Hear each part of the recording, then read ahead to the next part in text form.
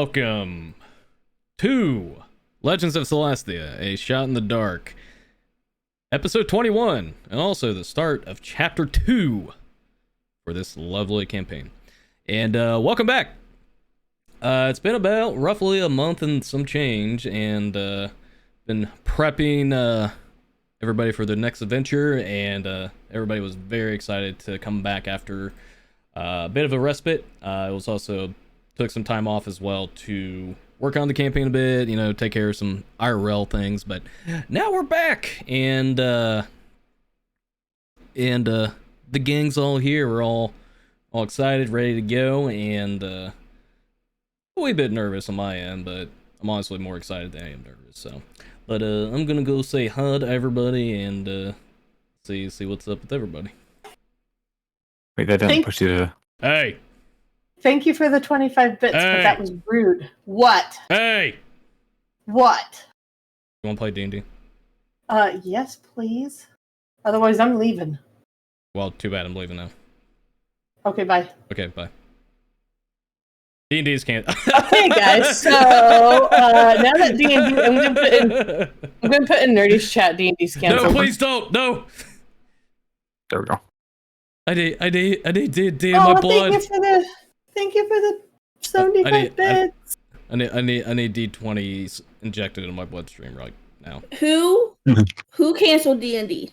And who do I need to beat up? No one did. No one. Sweats. Fidgets. Nervous. Who do I need to beat up? Gulp. Anyways, welcome back to episode 21 of Legends of Celestia, Shot in the Dark. It's great to see you guys again. Yeah, chapter 2. Yeah. And chapter 2, baby. Dang. The usual gang's here. Hello. Missed you guys. I missed you too. Hope you guys had a good time off, and I was also having a little bit of time off too, but mostly it was preparing your guys' next chapters, so yeah. Anyway. Nice. But do you mean by good time as like sitting in a corner and crying on Saturdays because yes. I miss D&D? Okay. I will be perfectly honest. After chapter 1 ended, I've only ran one D&D game, and that's it. After that, it's just like literally waiting for chapter 2 to start. But hey, we're here now. But we are here. But anywho, let's go ahead and jump in, because I know you guys are curious, eager, excited, scared, curious to know what happens. But what I'm gonna do first, let me get my notes prepared here and play some music for y'all. Give me 1 second here. Boop, boop, boop, boop. Let's do this. Yeah, let's do that. I'm gonna do a recap.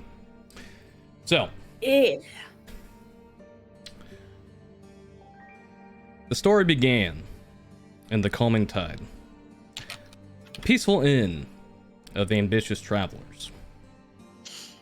In what seemed like a simple encounter, an unlikely group gathered together to set off on a journey to prevent a ruinous calamity to be remade. A dragonborn warrior with commanding courage, an ingenious gnome wielding a key of mysterious origin, a turtle with a fondness for nature and its denizens, and a tiefling with a bloodied past but guided by a potent archfey. Our unlikely heroes were recruited by an Archon of the Iridesh Coronet, Alfrey Rockrin, to search out the heirlooms of Eternal Black, nefarious artifacts belonging to Shar and her cult, the Dusk Call. These artifacts were scattered across the continent of Euseth after the 100 Days of Dark, with their whereabouts unknown to the realms. With only one artifact located in the Sanctum of Zendias, Tauren, Nim, and Thrall and Callista set off on their adventure. Sailing through the flowing seas, dredging through the whispering wastelands, and crawling through the canopies of the Belsasso jungle, many tales and legends unfolded. Finally, breaching into the chamber housing the heirloom, visions of Shar appeared, warning of the Divine Dark's return to Celestia. Before retreating to Akhoreth with the Veil of Discord in tow, members of the Dusk Call made their presence known. Narrowly avoiding a destructive spell, the adventurers return to the calming tide. Halfway Rockrin welcomed the adventurers back with the location of the second heirloom, the Blade of Negation, hidden in the frigid landscape of the glistening tundra. Now we begin our second chapter for Legends of Celestia, Shot in the Dark. Returning to the calming tide, where our adventurers take time for respite before departing on their next journey. So, turning back to a familiar locale, we're back at the calming tide while you guys are sleeping. Shh. That's Torin snoring. Sure. That's All right. still too quiet. So, I mentioned this before we started. You guys did complete a long rest, so feel free to restore HP, spell slots, and whatever features you have. I'm gonna roll a D4. Oh. Yes.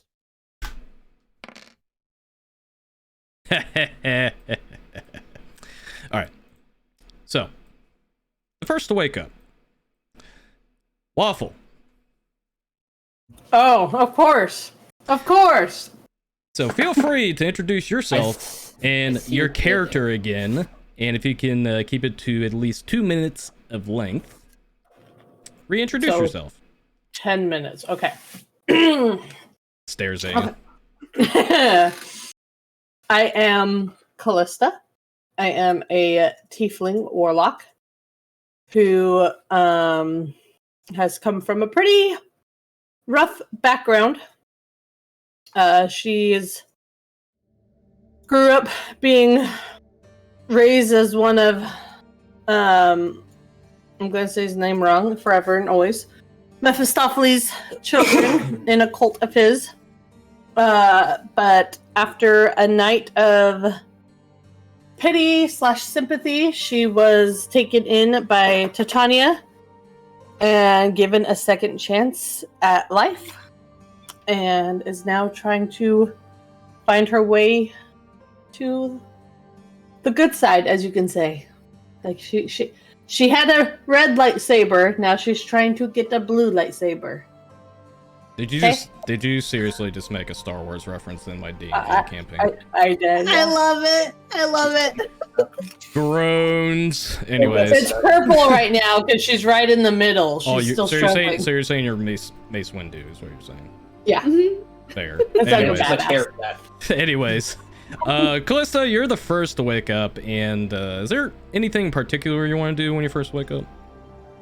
Go plug Torin's nose. No. I'm actually gonna just go over and sit in this chair right in front of the veil, and she just wants to sit when it's quiet and like no one's really moving yet, and just kind of study it from afar and see the vibes she gets from it, since she was the one who touched it. And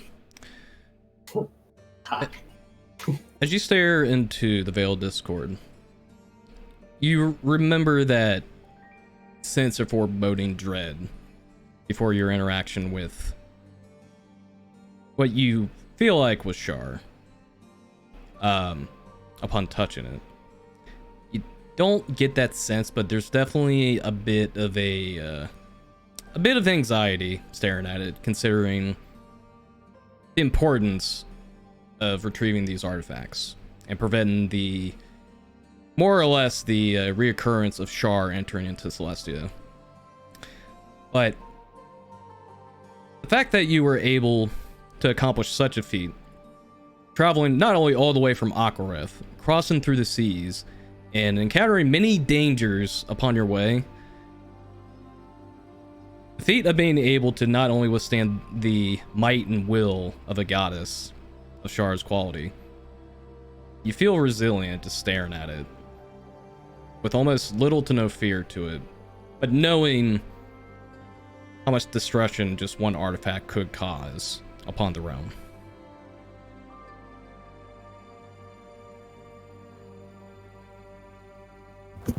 Yeah, that sounds about right. Um, Not a lot. there's definitely there's definitely like there's a gentle calmness to not only just staring at it, but just like being in good company for once in your life. And even just looking back to Nim, who's probably just conked out at this point. your situation has definitely become different in comparison to where you were potentially a year ago, many years ago, whenever you had your change and your pact with Queen Titania. But this is probably the most calming you've probably have felt in quite some time. Then if anything, she's gonna take that rare moment and just kind of sit there and let it like envelop her. Yeah. Because it's an uncomfortable feeling because she's never had it before. Mm-hmm. And so she's making herself sit in the uncomfortableness and relish in it for a moment and get used to it. And you even look down to your sigil to Mistopheles, and you remember part of it had become erased during your journey. And you kind of reflect on the other possibilities in your future. Okay. I'm gonna roll a D3. Oh? Oh, how appropriate. Nerdy, Yes. please introduce yourself and your character, and please keep it at least 2 minutes or less. That's really hard to do. Knowing Nim's So- character, I believe in you. It's very hard to do. So, my character is Nemessa, or Nim Torin. She is a rock gnome artificial that grew up in a middle-class gnome family in the capital city of a different continent. And with her being the youngest of 7 children, she kind of took up tinkering as a way to make money for the family and to occupy herself. With her next youngest sibling still being 50 years older than her, she didn't really have anyone her age, so she kind of made her own friends.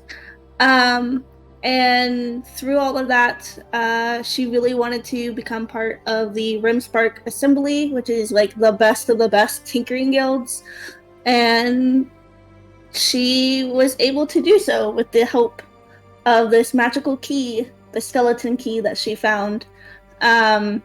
She was scrapping one day when she found the key. She was like, man, I really wish I could just open the portal to the arcane. I wish it was just easy for me. And next thing she knew, there was a doorway in front of her to the arcane. She went to go inside to reach for that power because, you know, power is enticing. And she ended up burning her hands black from it. But she was able to show the Rimspark Assembly this creation, and they basically tasked her with discovering its powers and its limits and if you could teach others and all that kind of stuff. So that's how she got into the guild. And she has a pet mechanical bird named Penny. Thank you for the no cursing redeem and the water. Named Penny, who is completely mechanical, completely her own creation. Yeah. I'm trying to cut out all the fluff, and it's really hard. Anyways. You're fun. You're fun. Yeah. But yeah, as you stir awake, Penny will flutter down to you and not necessarily like poke you awake, but will like, you know, just try to get you out of bed. Nudge Gives me you awake. time. Yep. Yeah. Morning. Morning, my beautiful. Let's get you all cleaned up today. And I start like oiling her mechanical feathers and stuff. Make sure she's good to go. Yeah, you do that, but you also notice that Callista is awake, just resting in front of the fireplace with the Veiled Discord. So I know better than to sneak up on her, so I'm going to go like a long arc Smart. to her. Smart. Like I don't want to die. Around. Right. So I want to like arc around towards her. But I'm just gonna move myself directly there instead of like That's completely fair. arc. That's fair. Um. Yeah, Callista, you'll hear the familiar like gyrations of whirling a penny fluttering your direction. I probably And- heard Penny talk. Yeah, you would have heard. But yeah, you would have heard footsteps approaching, which you would know where Nim was resting is probably her footsteps. Callista, are you okay? Are you still good? Ish? Are you still here? I hope so. Well, everyone is still alive in this room, so that is a good sign. Good. How are you? I had the best sleep I've had in probably 3 months now. You mean the jungle sleep wasn't what did it for you? I'm confused. We don't talk about that.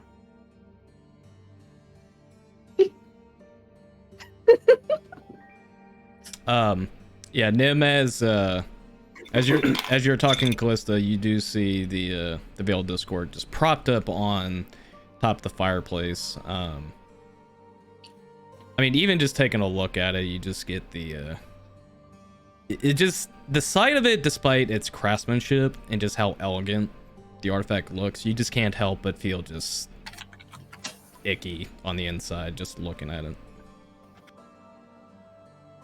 Do you think it's safe?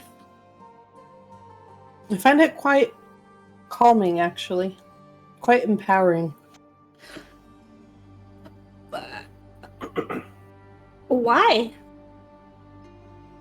Well, for one, it's in the right hands. We didn't let it get with that group of people who were trying to get it. I guess, but like, it's caused so much pain and suffering that I'm not gonna lie, I'm kind of scared of it.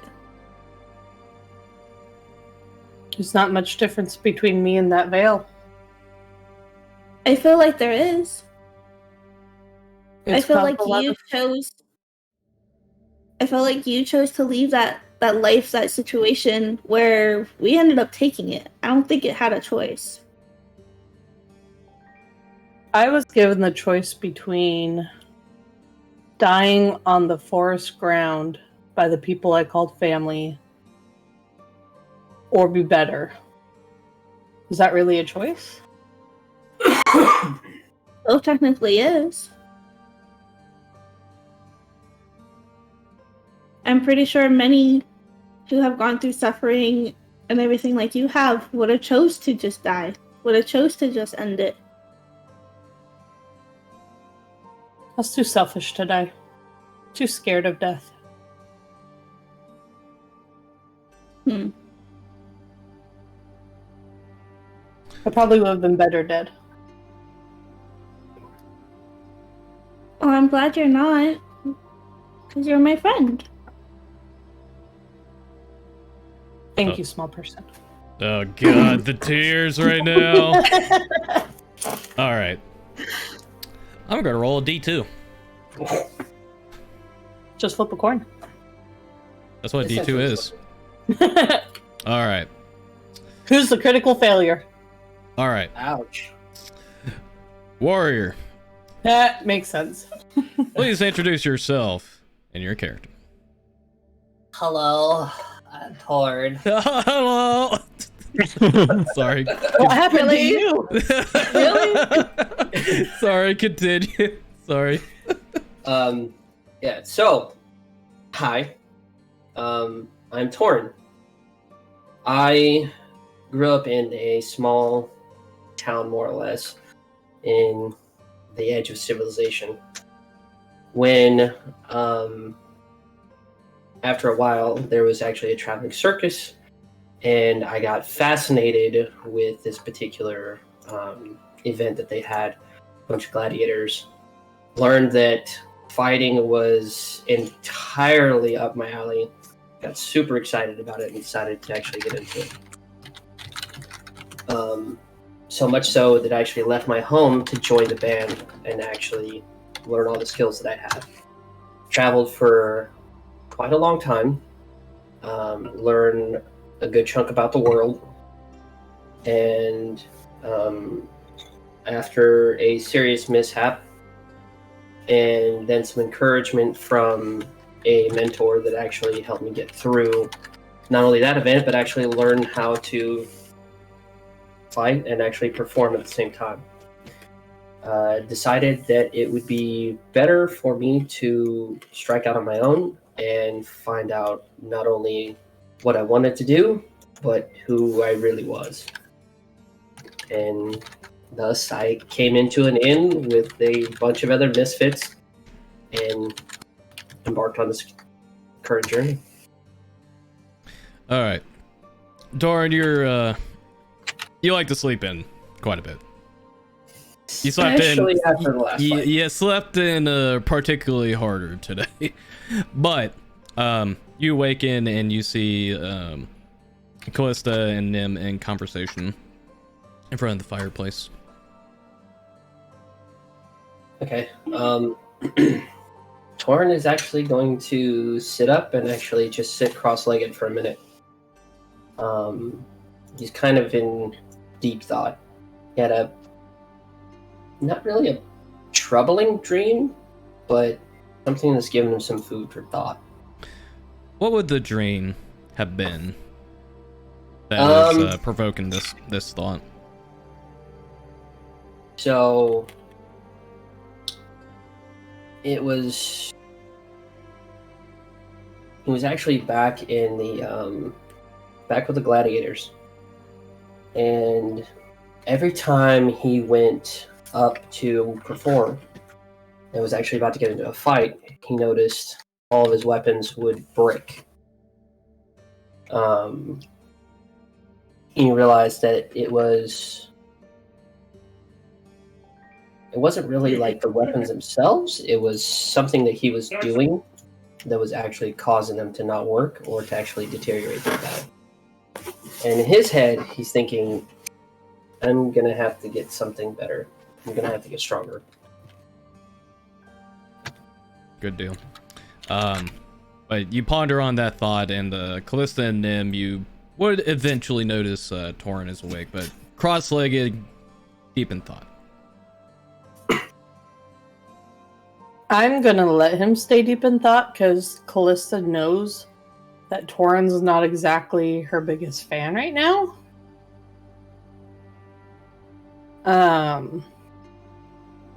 Like with how the whole veil situation ended before they left. So she's not poking the bear per se. She's just letting him be in his own mind.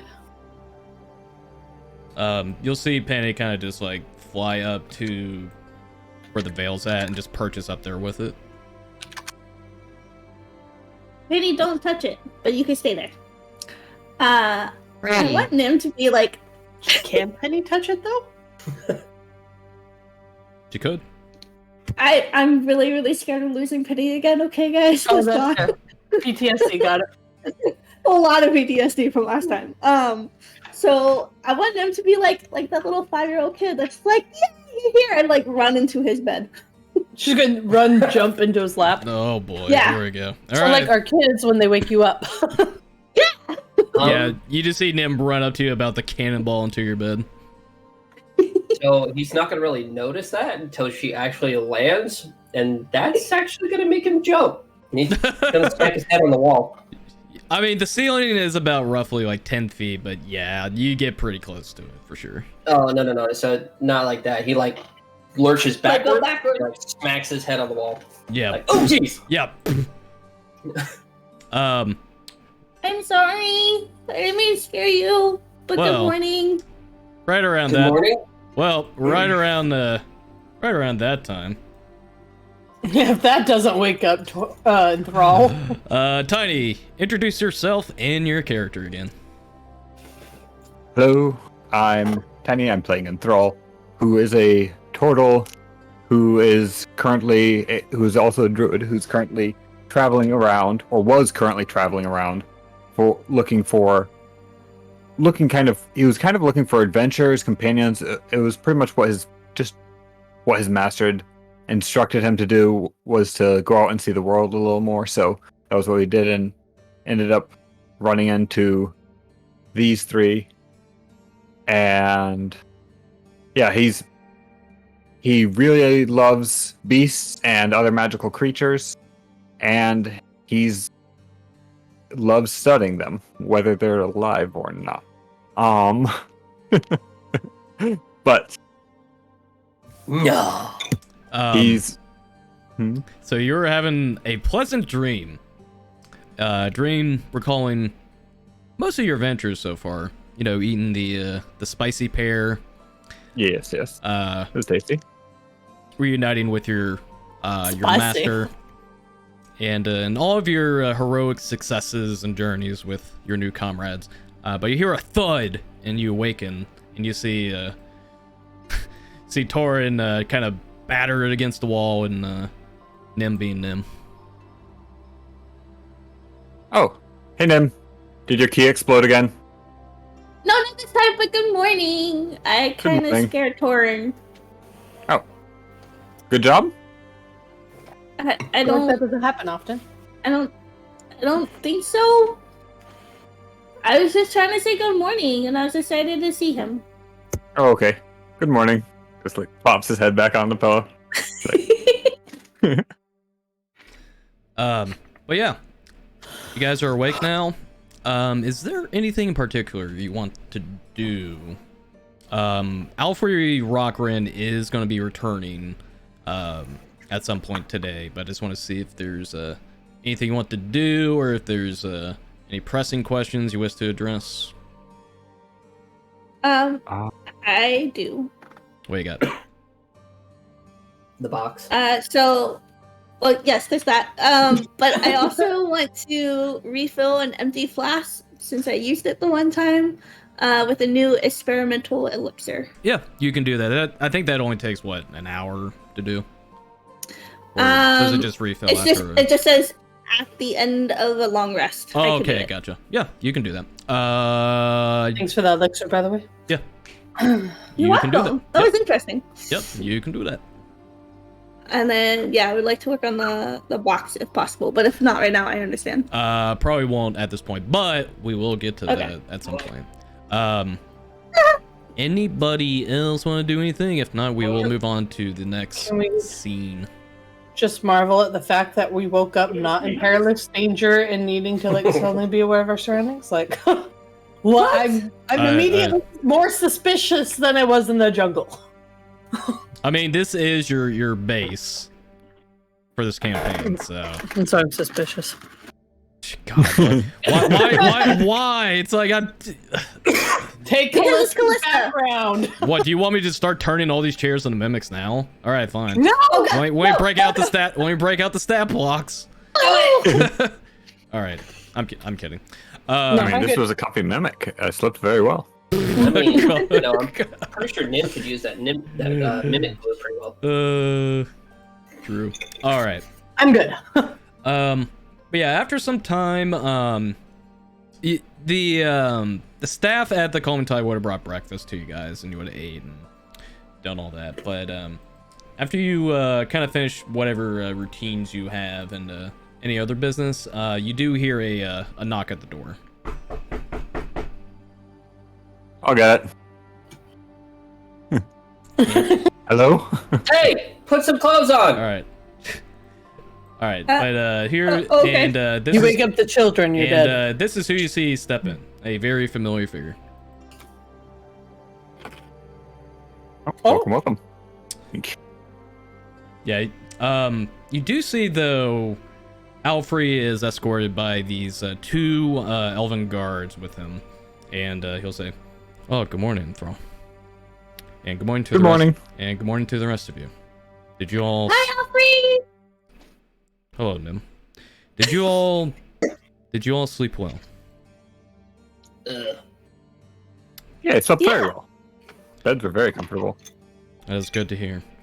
Better than I did in the jungle. Mostly. Yes. I'm actually curious to hear more details about your journey, so please take a seat, and he'll gesture you all to sit down. The guards will kind of just be sentryed outside the door here, but they're not really looking in or anything. They're just standing outside, just as guards. And Alfred will just walk slowly over, scoot a seat in, and he'll speak to you all. Well, it is very fortuitous that all of you had returned safely, though it seems like you had experienced quite a bit, as I expected, but quite curious to know what happened during your journey. I know you have returned the Veiled Discord, as we discussed. But was there any other concerns or issues on your way? There are a few with the world. Like, I mean, there's the wilderness that's just completely dead. But I'm sure you already know of the druids and the wilderness others. Dead? What do you mean? Well, I mean, there's no life there. Like, we encounter this. Whispering Hold. You're talking about the Whispering Wastelands. Yes. Yeah. And then we encountered some kind of star from a different plane that was taking over a lake. So you're talking about the Malachite Comet? Yeah, that one. Yeah. Yes. Wyron has many theories where that came from, but the eldritch nature of that comet and, well, that's for another tale. But it would seem that is the least of your concerns. What else did you see out there? Well, right before we actually left and got here, there was a dark elf that actually had stopped us, or attempted to stop us. As I suspected. And what did this dark elf look like? He's just gonna give him a quick description of what she looked like, and Yeah, as well as the approach to the guys. Yeah, unfortunately I don't have the token to actually give you like the details, but yeah, you had a fair amount of time seeing her and got a description of her. And he'll say, it's just as I feared. The Dusk call is moving at an alarming rate. I'm assuming she was not alone. No. Oh no. There was several other dark elves with her. Hmm. And I might have messed up. He looks a little puzzled, looking your direction. What do you mean? How so? So I might have given them my name. I see. Unfortunately, I'm really sorry. I thought they was friendly. he'll put his hand up. He's like, no, that is okay. They'll eventually find out one way or another. And in fact, I myself ran into some trouble at the Philosophical and Athenium while you're out on your journey. It would seem assassins had came for my life when I was doing my research out there. But thankfully we were able to rout them and put them under arrest. I think... Sorry. No, go ahead. I was just going to say, I think even though we have the veil, it's important that at some point we get protection over to the sanctum and work on doing what we can to restore it, because there are things in there that should not be destroyed. Yeah. Alfrey will ponder for a moment. The sanctum has been abandoned for some time. And the Master's Endias has been deceased for, well, quite a few ages now. I'm not sure what we gain in restoring a monastery with little to no gain for us. No offense, but you're wrong.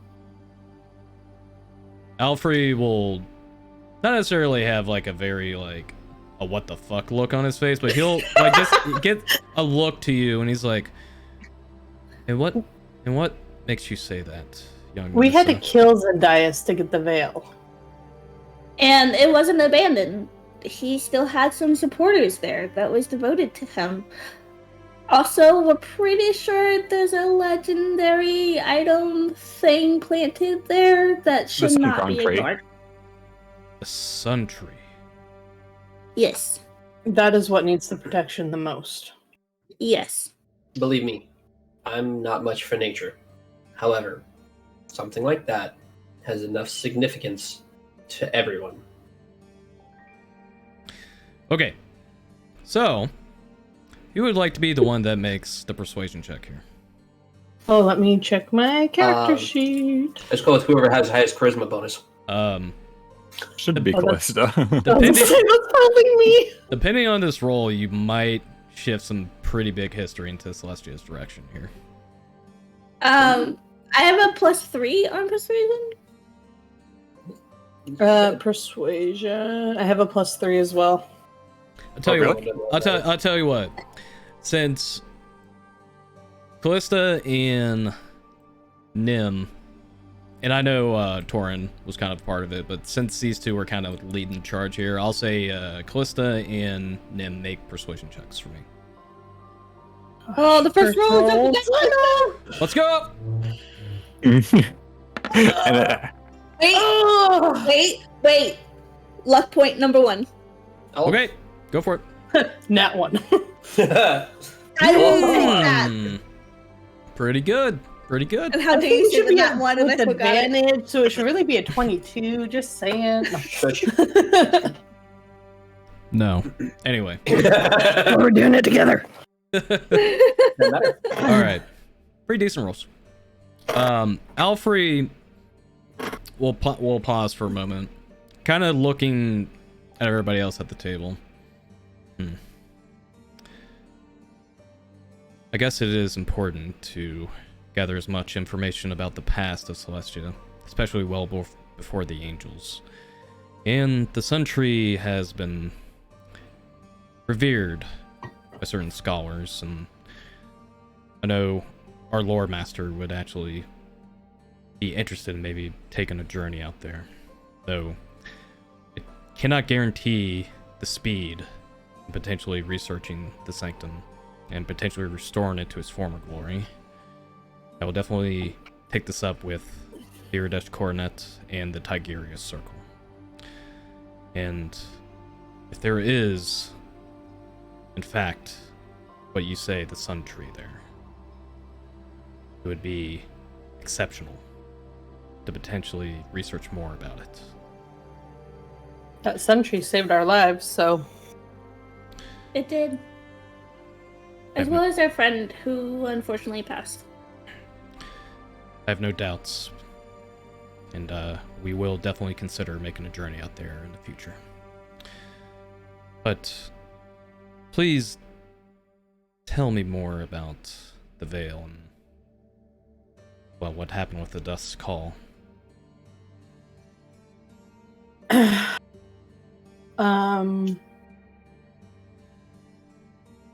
When I touched the veil, I talked to Shar.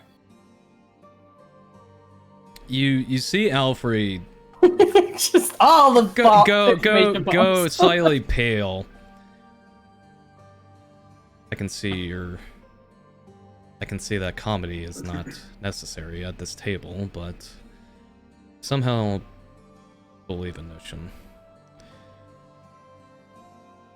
Never expected Shar to have some sort of connection exactly with the artifacts, since, well, she was not the one that made the artifacts. It was her cult.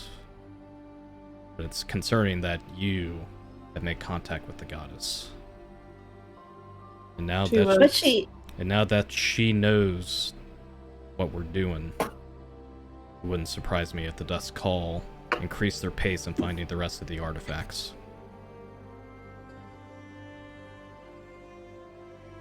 Yeah. Yeah, she doesn't quite think that we are going to succeed. But, she's kind of wrong, so it's okay.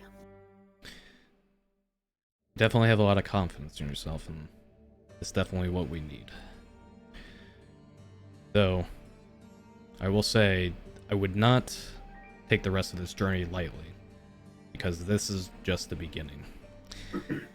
And was any of this taken lightly? It was not, but I had my concerns at first.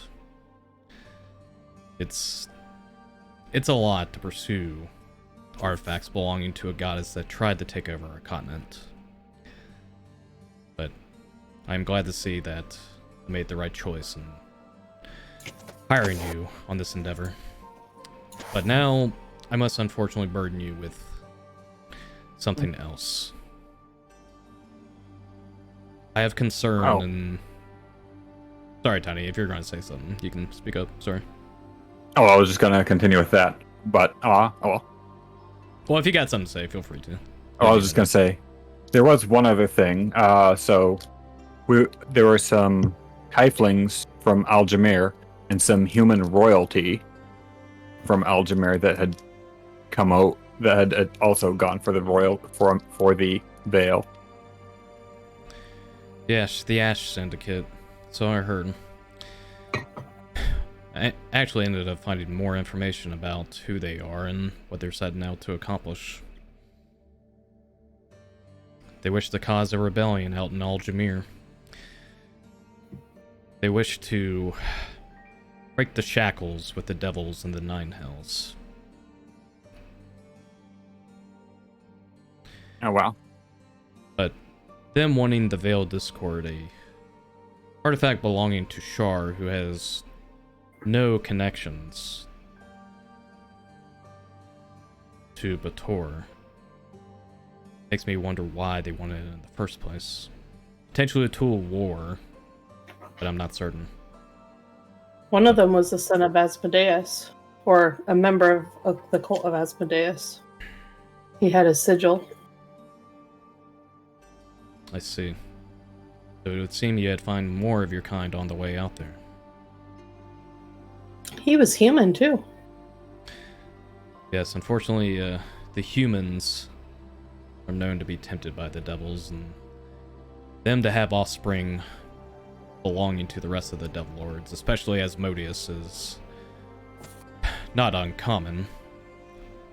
But I'm very surprised that there's a human that's still alive, because usually any offspring or brood to Asmodeus has little to no chance of living for long. I'm very surprised that somebody is still out there. Me too. But I unfortunately have another burden I must place onto you, and the only reason I do this is because I have concerns in keeping the artifact here in Aquareth.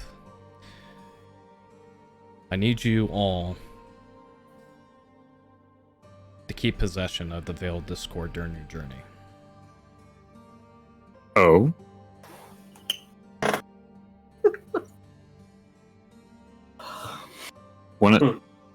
Might I suggest Callista not take it?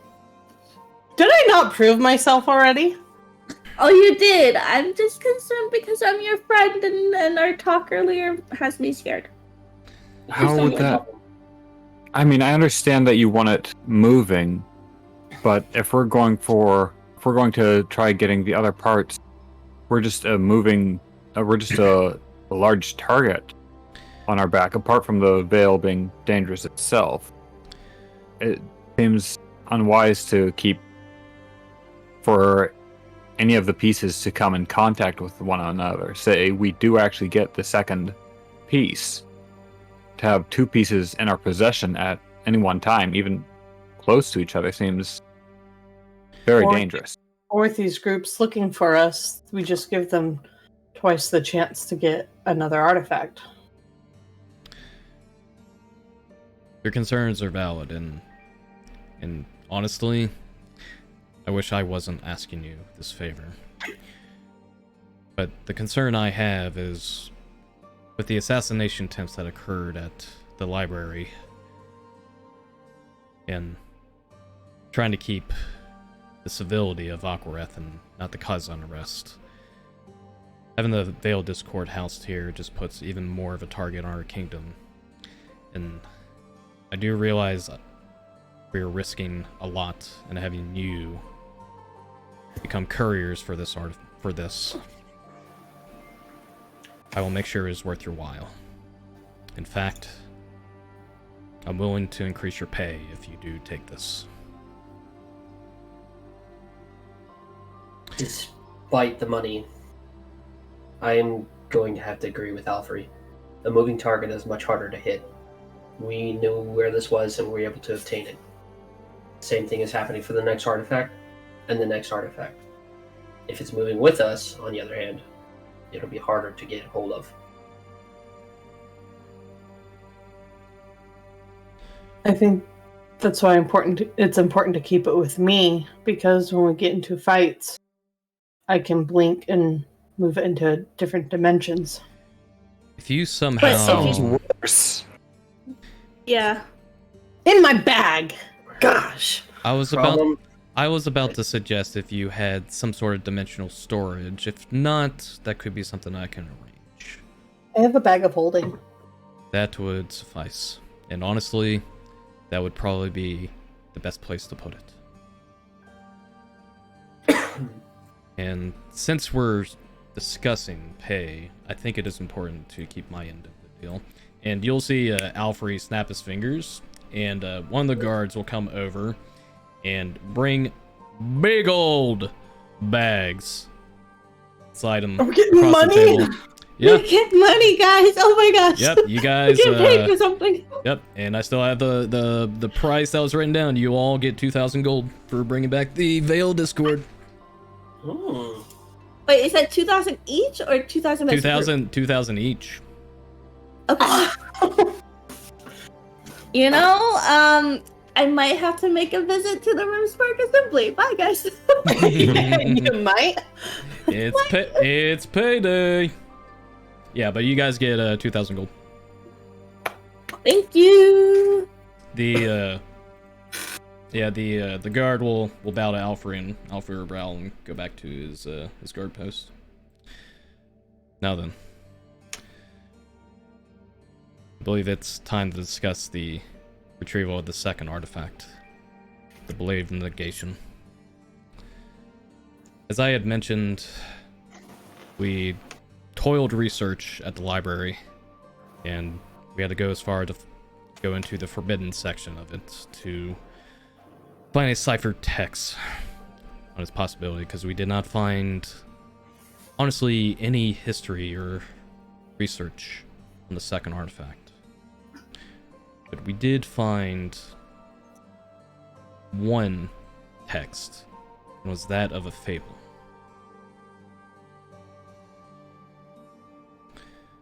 I had discovered this fable, though, is, well, not really a tale that has been told for quite some time, but are you all familiar of the hero known as Mentaion? Are we? I was gonna say, hey, DM, are we?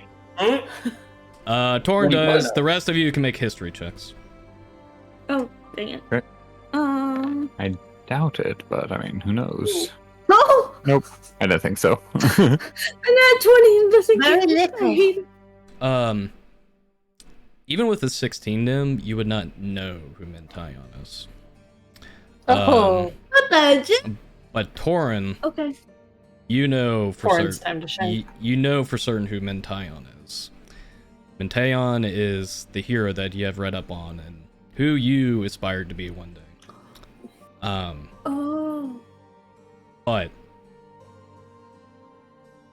you know very little of where he is or even if he's still alive. He's gonna interrupt Alfred and he says, "Are we going to look for him? Not necessarily look for him, but trace his last whereabouts. Fangirling inside. Close enough. Entaion was a hero of great renown in Celestia. He has journeyed through all 3 of our continents, and much of his tales has been retold through many different kingdoms, cities, and other bard tales that you probably have heard on the road. But his origins can be traced back to the glistening tundra.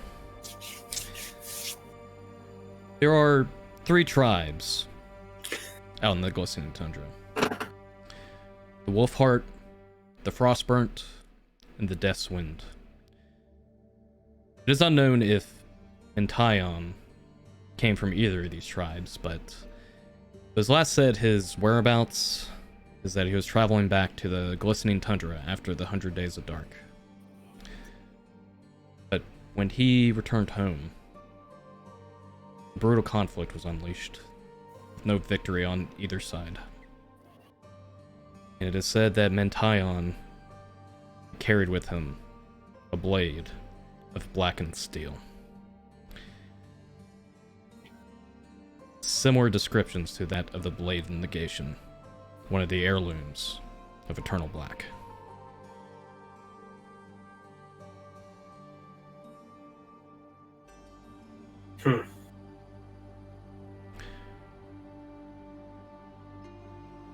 Is there something you wish to say, Torn?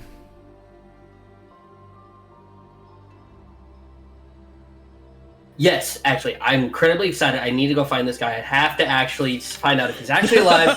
He just starts like verbal diarrhea. Like, He's like holding this in like calm conversation. Oh yeah, no. We hit the subject very, very close to Torn. So now he's just like nerdgasming right now. Yeah, Alfrey is almost taken off guard with how not necessarily like excited you are, but like, you know, just like how passionate you are about Entaion. Well, I do not wish to bring down the prospect of potentially meeting a hero of great renown. I am uncertain if he is still alive or not, but the tribes of the glistening tundra might know more, and well, that is where your journey will take you next. Now, the one thing I will say about the Blade of Negation, though the Veiled Discord is terrible in comparison to the rest of the artifacts, the Blade of Negation is one that I am not as familiar with, nor the rest of the researchers of the heirlooms of the Eternal Black. The one thing I know is the blade, well, the blade itself is to be feared, even wielded by the hands of an amateur. And the one thing I was able to glean details on about the blade is that it has the ability to negate any form of magic or even any form of divinity. But that is all I know. Well, then it's no fun. I'm aware.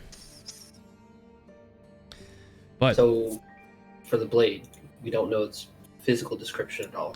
Like, are we looking for something the size of a dagger or a great sword? The blade could be a great sword. It could be a long sword. All I know about the blade, in terms of its description, is that the steel is as black as night. That's all I know. That's actually a good question. Right? Is it actually even going to be a blade that we're looking? Is it an actual? But we're certain it's an actual sword of some sort. It's not going to be like, I don't know, some kind of like long metal bar that's called a blade. It is indeed a weapon, but unfortunately I am uncertain if it is an actual weapon or if it's nothing much more than that. It could be possible that you could research a little bit more about it during your journey. But the only thing I know is that the tribes of the Glistening Tundra will know more.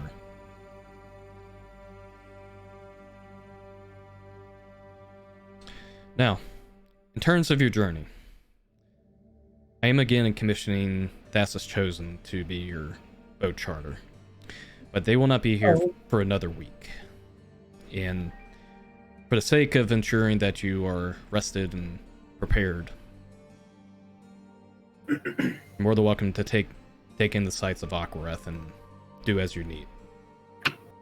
I will say, though, there could be some other things you could assist with the rest of the citizens of Aquareth. And honestly, it would be great to get your name out if you could. Considering that, well, you're a guest to this kingdom at this point. I have a random question about people who are helping charter us.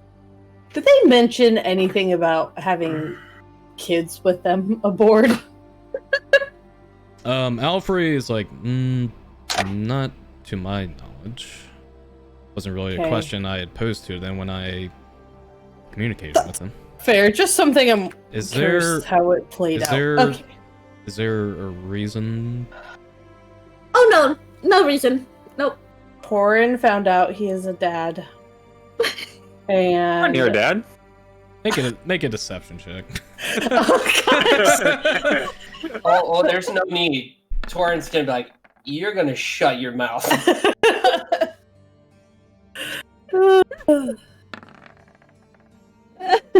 Yeah, he doesn't believe you. Right. No.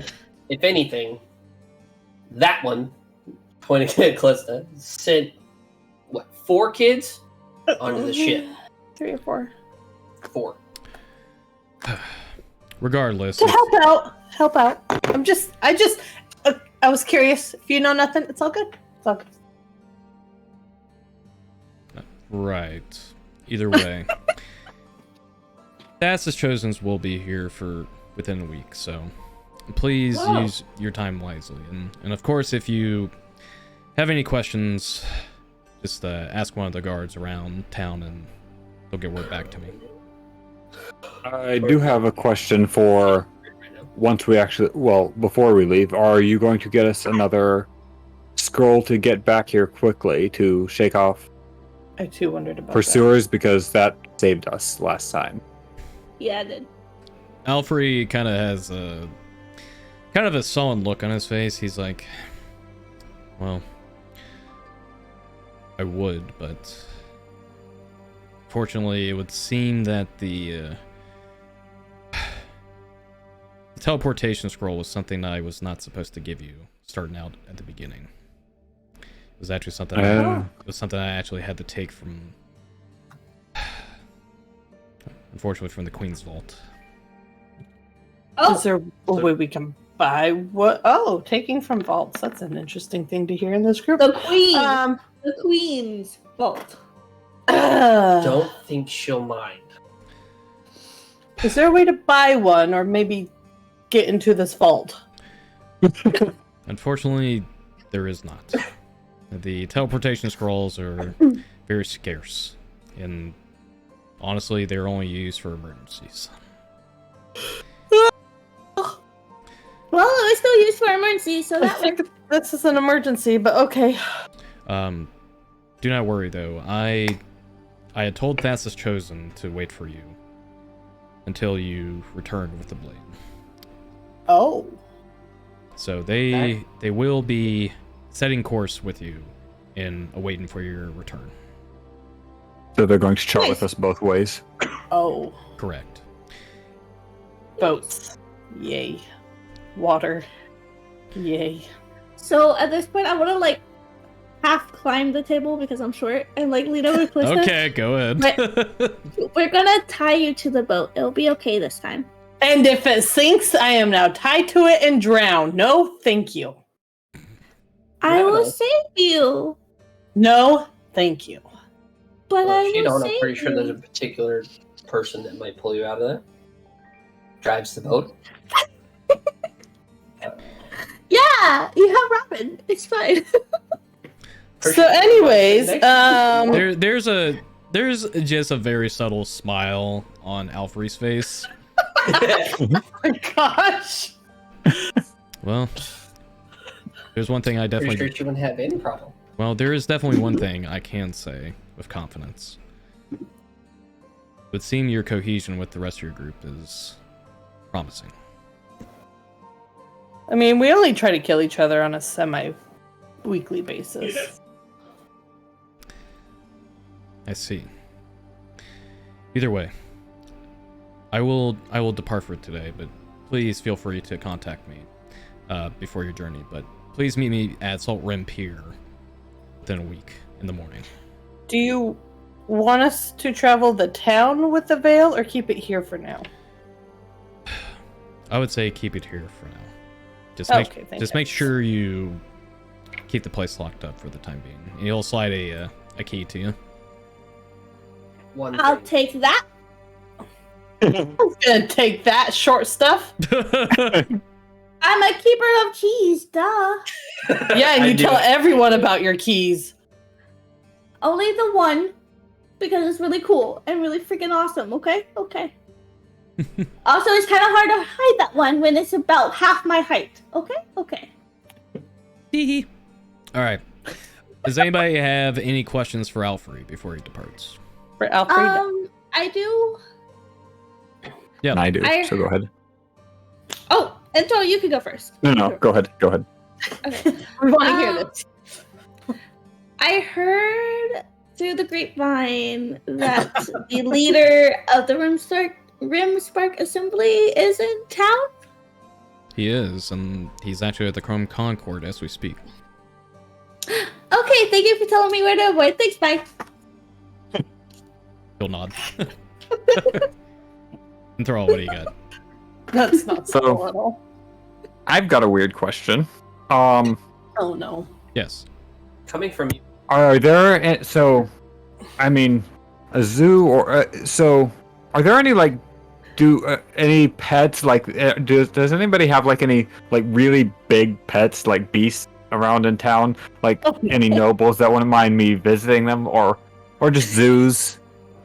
I just want to see a bunch. I'm curious if there's anything like that around here. Alfred just gazes at you for a moment, just pondering your question. Well, we do not have a zoo. I mean, there are pets. There's dogs, cats, and Oh no, I'm Other talking sorts. about big old beasts maybe Tigers. uh, Oh my. dinosaurs, bears, Owlbears? maybe.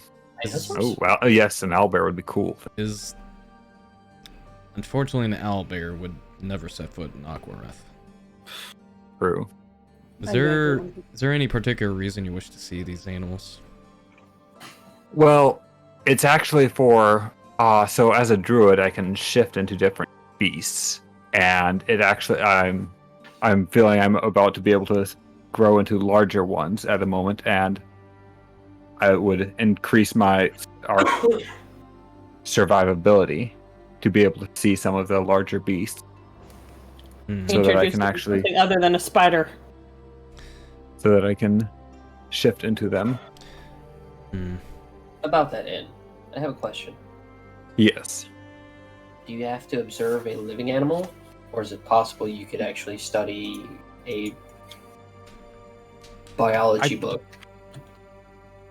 I don't know. I haven't seen that many that I've been able to. The ones I've observed so far have been living, but I don't know that they need to be alive.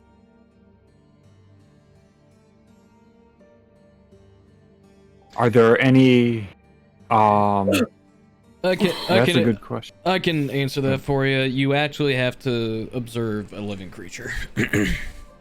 Okay, it actually has to be alive. Mhm, So yeah. even a taxidermied one. Yeah, you have to actually observe, the mannerisms of the beast and whatever they are. Cool.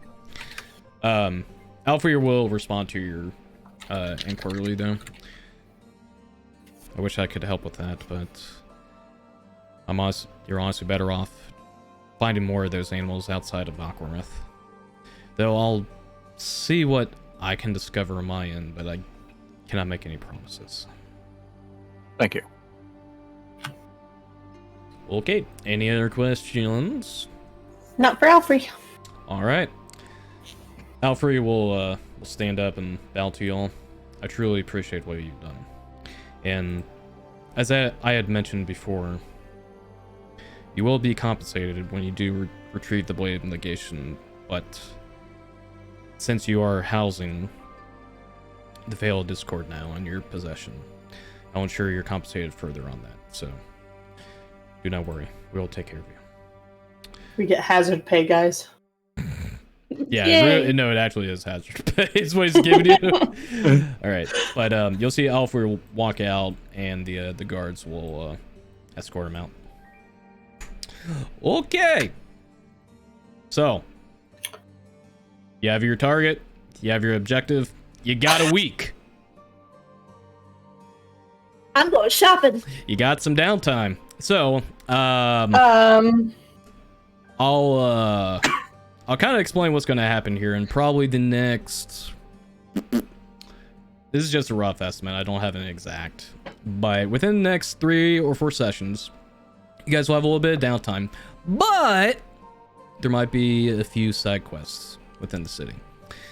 Either way, I'm kind of going to leave this a little bit more open-ended, everybody. There is shops. There's RP opportunities. There's a lot of other things you can do within the city. Unfortunately, I can't really guarantee if there is... You can just do anything you want in the city. I'm just not that well ahead prepared for you guys, but there is... As a tiefling, I never can. There's definitely stuff to do, and I can definitely do stuff, off the cuff and improvise. So don't feel like you can't do everything here, but just know I'm not gonna have everything prepared for what you want to do. So, but there is some set events that I will have planned for you guys in the next couple sessions before you actually leave Aquareth. Either way, if you guys want to shop or do some fun little RP bits here and there, this is a good opportunity to do it. But if anybody has any questions though, before we continue, and then I'll explain what you guys get to do next. Before we go into the town. Mm-hmm. Sorry, I'm trying to plug something in and it was not working. Before we go into the town, I want to go up to the Veil with my bag of holding and kind of look at Penny and be like, "You put that in there for me?" I let Penny. Do you? Yeah. Okay. And you see Penny, hang on, I gotta switch back over to the map. You see Penny just grab it by the, I guess the silky parts of it and just flies over. Plops it down right in front of you. I was hoping she put it in my bag, in the bag of holding. Yeah. Drop it into the bag Yeah, of holding. yeah, dropped it in there, yeah. Okay, perfect. All right. I'm gonna close it up and put it under my bed. All right.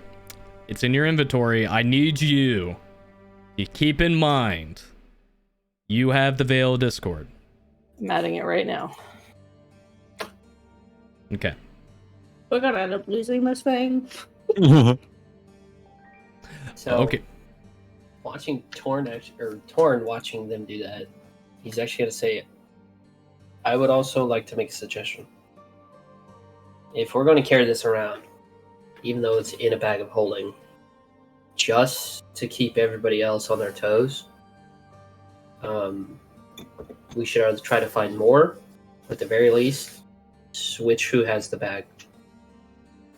I like the idea of everyone having a bag of holding if we can manage it.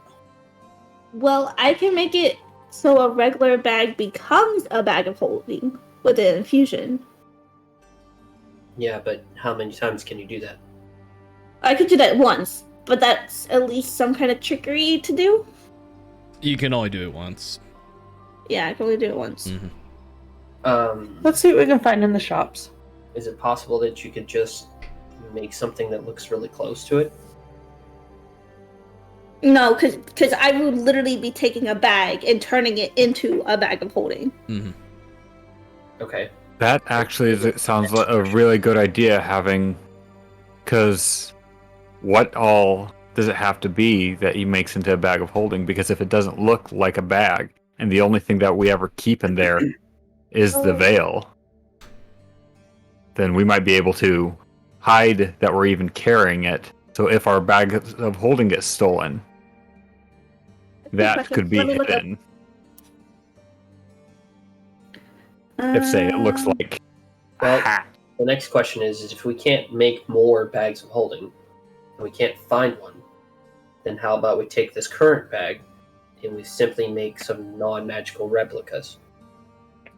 So at the very That would least, work too. visually, they look all the same. So what I got is replicate magic item. Using this infusion, you replicate a particular magic item. You can learn this infusion multiple times. Each time you do so, choose a magic item that you can make with it, picking from the replicatable items tables. The table's title tells you the level you must be in the class to choose the item. Alternatively, you can choose a magic item from the common magic items in the game, not including potions or scrolls. In the table, an item's entry tells you whether it meets your attunement. That's all it says. So it doesn't say that it has to be a bag to turn into a bag. It'd just be a regular, like backpack, because everybody gets backpack as part of their venturing gear starting out, so it can just be a regular backpack. So what I was saying was intentionally make it look like something that's not a bag, and the only thing that's in it is the veil, so it's hidden So amongst the stuff. Yeah, it's yeah, we could do that. right. Like, So take the current like bag a of sewed holding up shirt or and something like that. Like just something that just looks weird and like, well, that's like so it looks like trash pretty much that we're carrying, but it's actually got the veil in it. From my bag. That's a smart idea. I like that. We could do that. We don't have to settle on that idea, but yeah, that's an option. For now, it's good until we can find more bags. Let's shop around. Let's leave it under the bed for now in the locked room and shop around and see what we can find and come up with ideas. So we have a week. Mm-hmm. With that being said, Torin is actually going to go grab a Malachite shard, and he's going to go and see if he can't find a smith. I want to see a smith too. That's one of my stops. All right, so since we're all talking about shopping, give me 1 second here. We are ready, DM. It's the long overdue shopping episode. What's the general consensus of tieflings in this town? Honestly, you're gonna have to find out. Juju Devil Woman. Tieflings, so tieflings are akin to devils, but it doesn't necessarily mean they're aboard by the entirety of the continent. But let's just say there is a uniqueness to the tieflings, and because of their checkered past with the devils and how they came to be, it's hard to tell. And it's not okay. And it's not to say you're going to be persecuted beyond belief, or there's going to be prejudice. Right. But there's definitely going to be some eyes on you for sure. Okay. Dragonborns are kind of in the same realms too, because Dragonborns have also a very muddled history in Celestia as well, especially after the dragons had disappeared.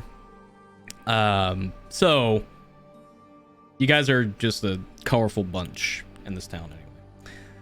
But hey, here's the map. There you go. Yay! It's pretty. Yeah, not the best map, but It's pretty. It's something. it's something. I like it. It's all right. All right. I like the colors.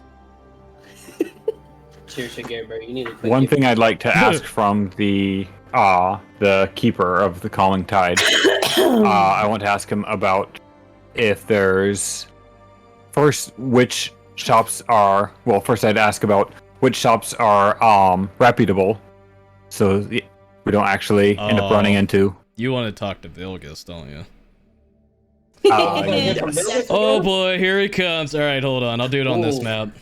I love Oh. Vilgus. I love Vilgus. Vilgus. is Tiny's one- bringing out his favorite I characters. love Vilgus. Yeah, so you would meet him down in the bar area where you guys first met. Vilgus is well, let's just say he likes to drink on the job. But he sees you come down, he's like, "Hey, I remember you. All of you. Welcome back. Thanks. Where'd you guys go? Thank you very much. Where'd you guys go?" A went lot here, of there, and places. I did too. Anyway, yeah. You guys enjoying your stay here? Yeah, the beds are very comfy. Oh, that's good to hear. Thank you. What do you need? You need a drink or something? Not at the moment. You look actually, you look like you could use a drink. I don't know. I've never really got drunk. He just tosses a tankard your direction. On the house. Oh, thank you. I'll drink it.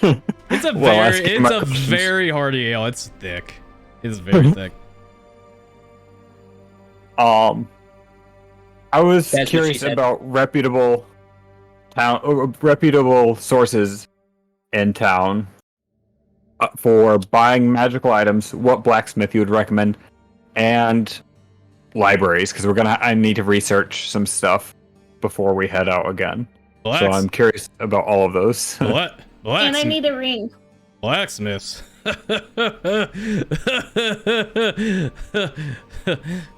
Oh, you're being serious. Yeah, this beer is good, by the way. And Oh, it's thanks. You rough. want another one? Sure. It's gonna cost you. Okay, I'll pay the I'm gold. just kidding. Here you go. He slides it too. Great business deal. Well, blacksmith. Well, we kind of do have a blacksmith, but he's well, kind of difficult to deal with. But he's the best enchanter out of the entirety of Celestia, I'd probably say. The spell counter is probably your best bet. I will warn you though, old Gale Deer is well, you better have the money. That's all I gotta say. Hey, wait a minute. I remember you. Hey there, darling. He's not speaking to me anymore. What's it, Calista? Hi. What are you doing here again? Came back to see you. Oh, you asked for this. I ain't helping. Shot you. straight through the heart. That's what I like to see. Anyways, You give love a bad name. the Vilgus dies from. I'm kidding. Guys, That's. Anyways. Oh yeah, you. Oh, you hang out with these misfits too? I Hey, am I'm indeed. not a misfit. Yes, you are. Oh, you're a cute one though. Oh, thank you. Watch it. Don't you start that with her. No. What? He's being friendly. But A little yeah, too friendly. People this drunk are not just friendly, my friend. yeah. Anyways, yeah. Spell counter is probably the best place to look. Terms at libraries, that's gonna be a little difficult. There is the Aether Observatory, but you gotta have some VIP memberships to get in there. You gotta be pretty high up in the food chain to get access to there. guess What you- about a guild membership? Depends on the guild. The Remspark Assembly? The best guild there is? You think a bunch of mechanics would be able to get into there? That's adorable. Okay, I guess I'll just ask Alfrey then. Good luck with that. He can't even get in there sometimes. Oh, really? Yeah. Really? It's a complicated story between him and the Tigerius Circle. Ooh. It goes I way definitely need to go over there, goes then. way back. And I mean, elves are old. They hold grudges. Now listen, I'm sure someone as well known and well liked as you knows how we can get in there. I see a little brown on your nose there. You're just saying that. No, I mean it. Tell you what. Stop by, have a drink with me? Maybe I'll do that. Sure. He raises an eyebrow. Let Robin find out. All right. Don't be You a late. shameless flirt. All right. Yeah. So Vilgus goes back and drinks on the job. All right, gang. fair. What questions do you have for me? I know this has quite a bit. Smith. I do have one more question. What you got? Do I need to roll to see if I'm inebriated at all? You've had two. You're Yeah. feeling good. You're feeling good. I would say if you have one more, you definitely need to roll. Okay. I'm not planning on drinking anymore. Okay. Yeah, you've had two. Two's like right there. Though the ale Still a is little more happy than though normal. the ale. Actually, you know what? Let's have fun. Let's have fun with this. What ale did he give you? Oh Yes, no. because a negative 3 total is what we need drunk. Oh no. Yeah, make a Constitution saving throw. He gave you the strongest shit. All right. He gave you like a port ale, and that's like high alcohol content. Yeah, Constitution saving throw. All right, and that's plus 2 to that. Whoa! Dude, like alcohol's nothing to you. Nothing. You're hardy. All right. You're good. Feeling good Cool. though. Feeling good though. Why would you pass that? Right? I mean, the DC was 15, so either way. Still. All right. The floor is open, gang. What do you want to do? I know you guys are eager to go to the smith / enchanter. That would be the spell counter. Nim, I do see your shopping list here. Yes. So you want a breastplate, That way a ring. I don't forget it. All right. So the empty vials, you can definitely. And oh, by the way, I don't do this as a DM just because it.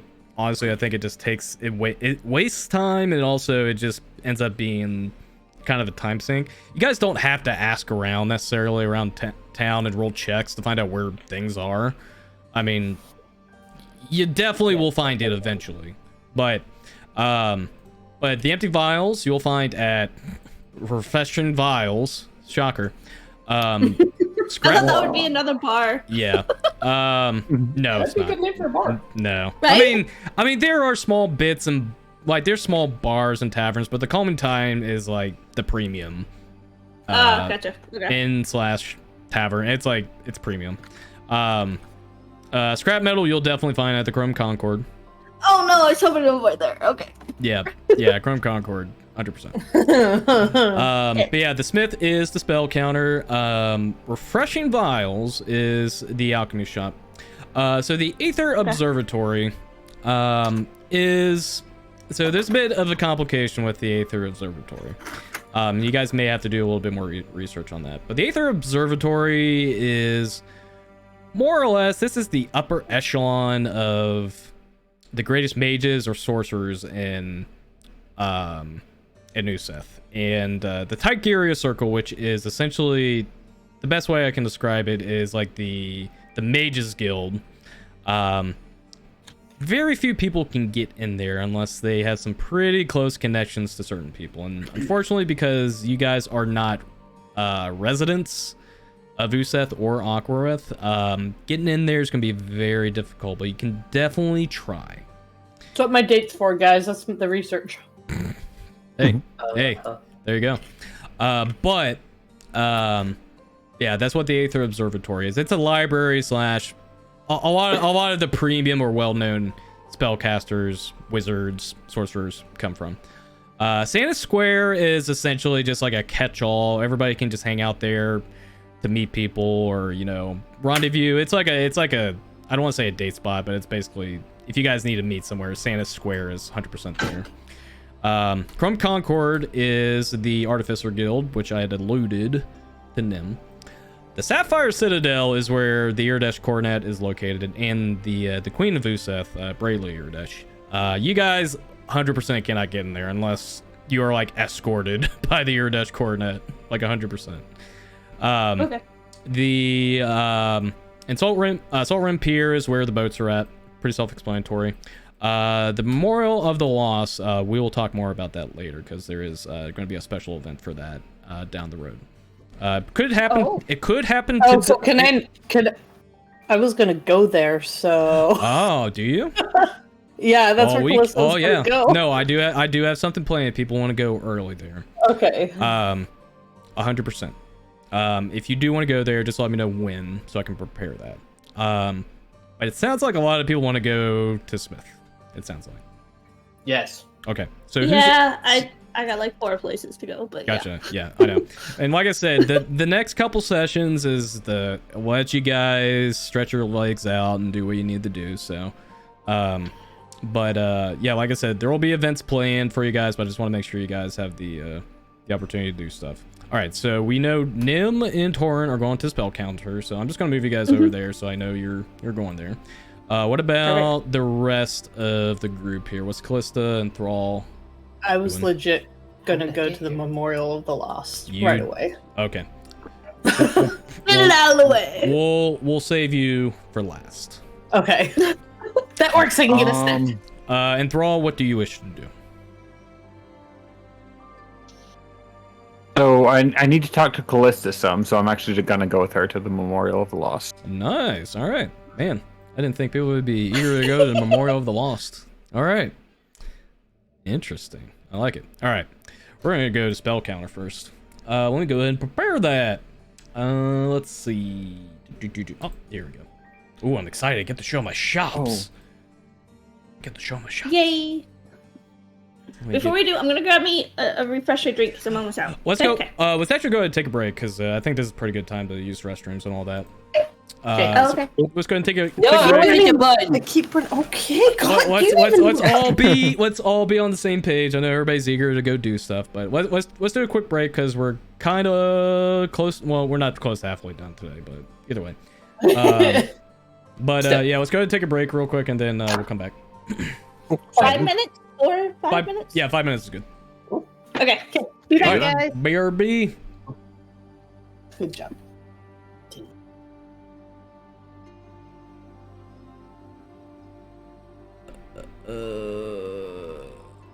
All right. I'm gonna go get a Schnackers because I'm just gonna sit back and probably just watch my players play because this is their play. This is their playfield now. But yeah, I'll be back in a few, and then we'll pick off from where we left off.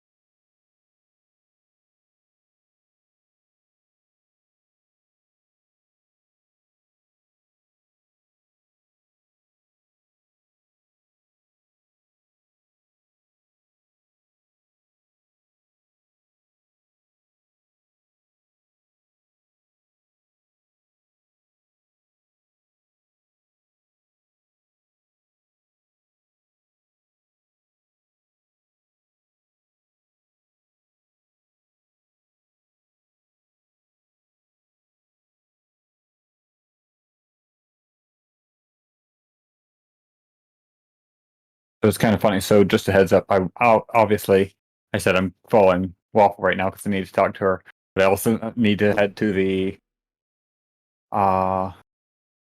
enchanter because Vulgar Vulgus. What's your bartender's name? I just forgot his name again. Vilgus. Vilgus. Yep. Vilgus said that he was the best one in Euseth. So I was like, okay, I need to go find out if my dad learned from him because my in my backstory, my dad is an enchanter. Yeah, so he's actually the owner of the calming tide, but he got his start as a bartender, so he definitely would know a lot about bartending. Oh no, but I mean. Oh, you're talking about Vulgus, the enchanter. I'm Vulgus sorry. said the enchanter. The enchanter, yeah, Vulgus said the enchanter was the best one in Euseth. So since he said that, I was like, wait, did my dad train under him?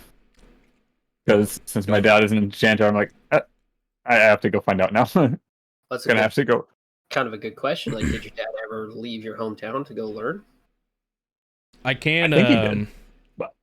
Well, I can tell you where your parents are retired at right now. Ooh. They are retired at Sungrove at the moment. Oh, okay, nice. But your dad's still doing chanting.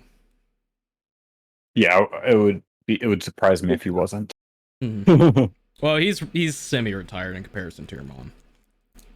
Oh yeah. Oh. Well. More like a part-time job just to stay busy kind of thing. Mm-hmm. Yeah. Fair enough.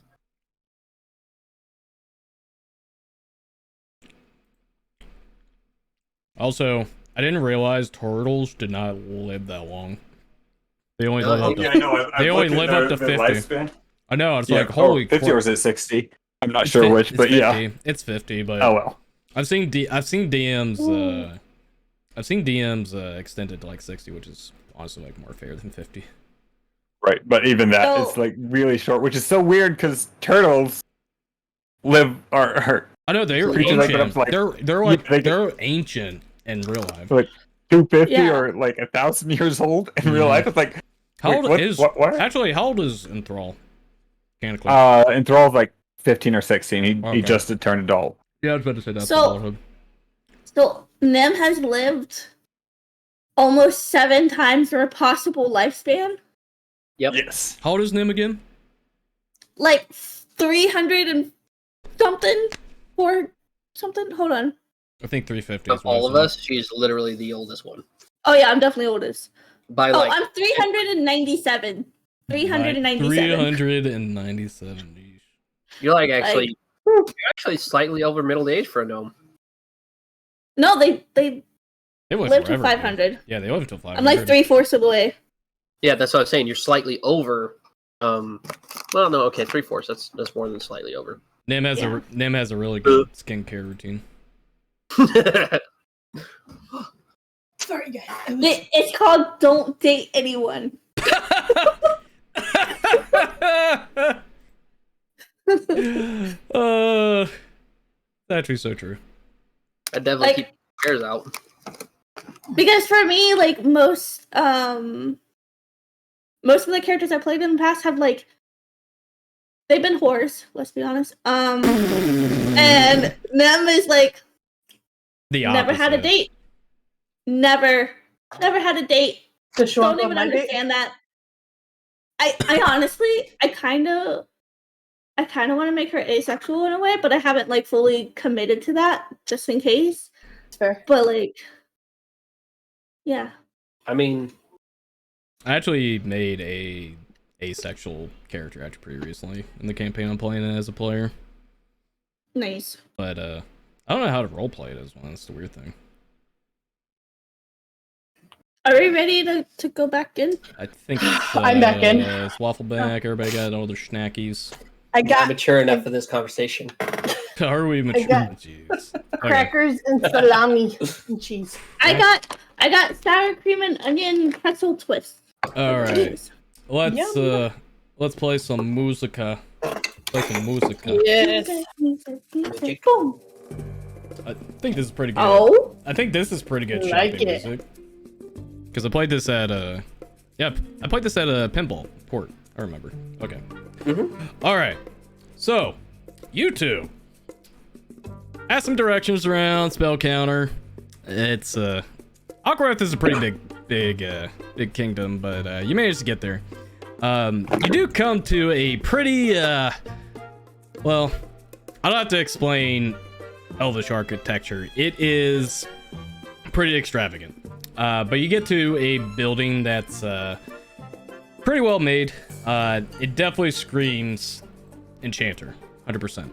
But you're outside the door, and yeah, you're at the spell counter. Wait, are we at? You're right here. I thought we was going to the smith. This is where the smith is. This is. Oh, okay. Never mind. You are there. Forget me. Forget me. Okay. You're My about brain. you're about to find out.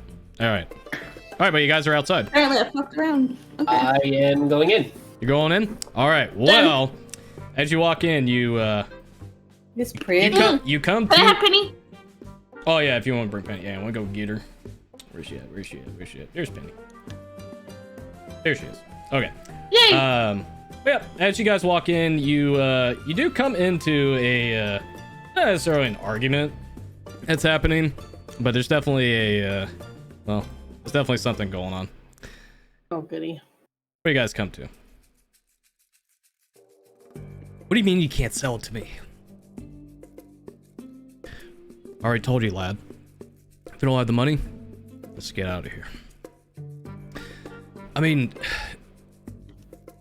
really, I need this. It's life or death. I already told you. You don't have the money. Get out, or I call the guards. I do remember this guy. What do you want? What are you trying to get a hold of? None of your business. He just walks off. Stop. He doesn't stop.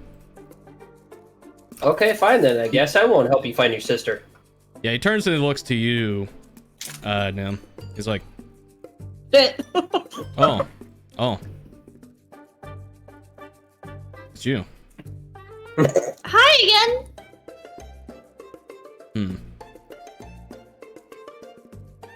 What is this? So this is Penny. She's a mechanical owl. But I wouldn't get too close because I don't want her to peck you. That person. Ooh!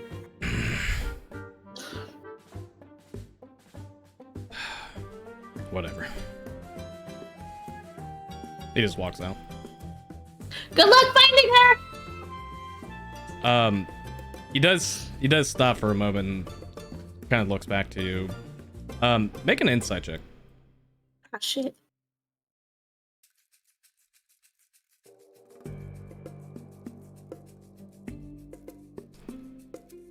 You do see there's a bit of desperation in his eyes as he turns back.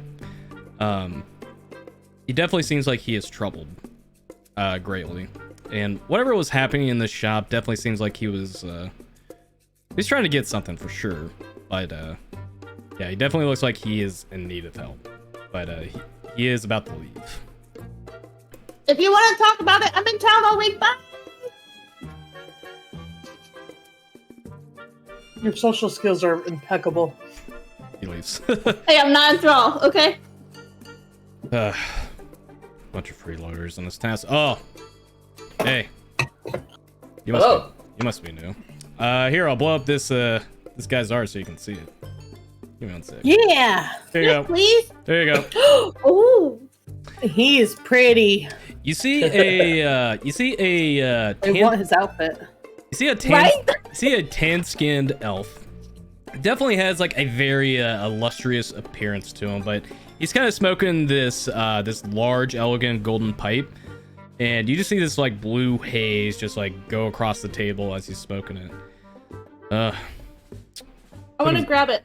You want to grab Like the the smoke? The haze, yeah. Yeah, That looks you fun. grab the haze, and the haze actually wraps around your wrist like a bracelet Oh. and stays there. And then he just breathes in the haze back into his mouth. That was pretty. This is interesting. Dragonborn and a gnome. tourist, huh? And not You guys exactly. are dead giveaways. Yeah. No, I'm just the dead giveaway, okay? Not Thorn. Yeah. Yeah, giveaway. You guys got money? Yes, we do. How much? Well, you shouldn't know we tell you we're what we here for. want? It's important to know how much money my clients have. Oh. How rude of me. I should probably introduce myself, huh? Mm. Name's How are you? Name's Geldir Phaloth, proprietor of the spell counter, master enchanter, and blacksmith. I'll put his name in chat. Yes, please. My name is Torn, adventurer. I can see that. Though, Oh! he kind of walks up to you. He examines your halberd, looks at the rune. Rune of Fey origin. Pretty old. Comes down to you, Nim.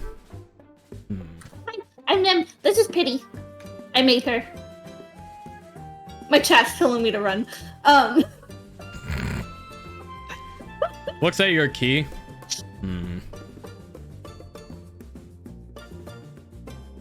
I'm a tinkerer. I can see that. You'll get along very well with the Chrome Concord. Maybe you won't. I don't know. Oh, but, okay. I mean, Anyways, what do you want? I want to see what you can do with this. And he pulls out the Malachite shard. Or Malachite shard. Oh boy. He Uh-oh. he looks down at it. He has this very stern look on his face, and he takes like a deep puff into his pipe. Where the hell did you get this thing? Let's just say it came from space. Mind if I take a look at it? Do so. He'll pick up the shard, and you see him pull out this large eye magnifier. Jeweler's loop. Yeah, like literally just zoop, looks at it. Great. One of these things again. Again? Yes. Essence of the Far Realm. Seen plenty of it pretty recently, honestly. Where the hell did you get this? Well, let's just say I had to deal with something very large and very malevolent. Yeah, it's what you get when you deal with something from the Far Realm. Actually, surprised you're alive with dealing with anything from there.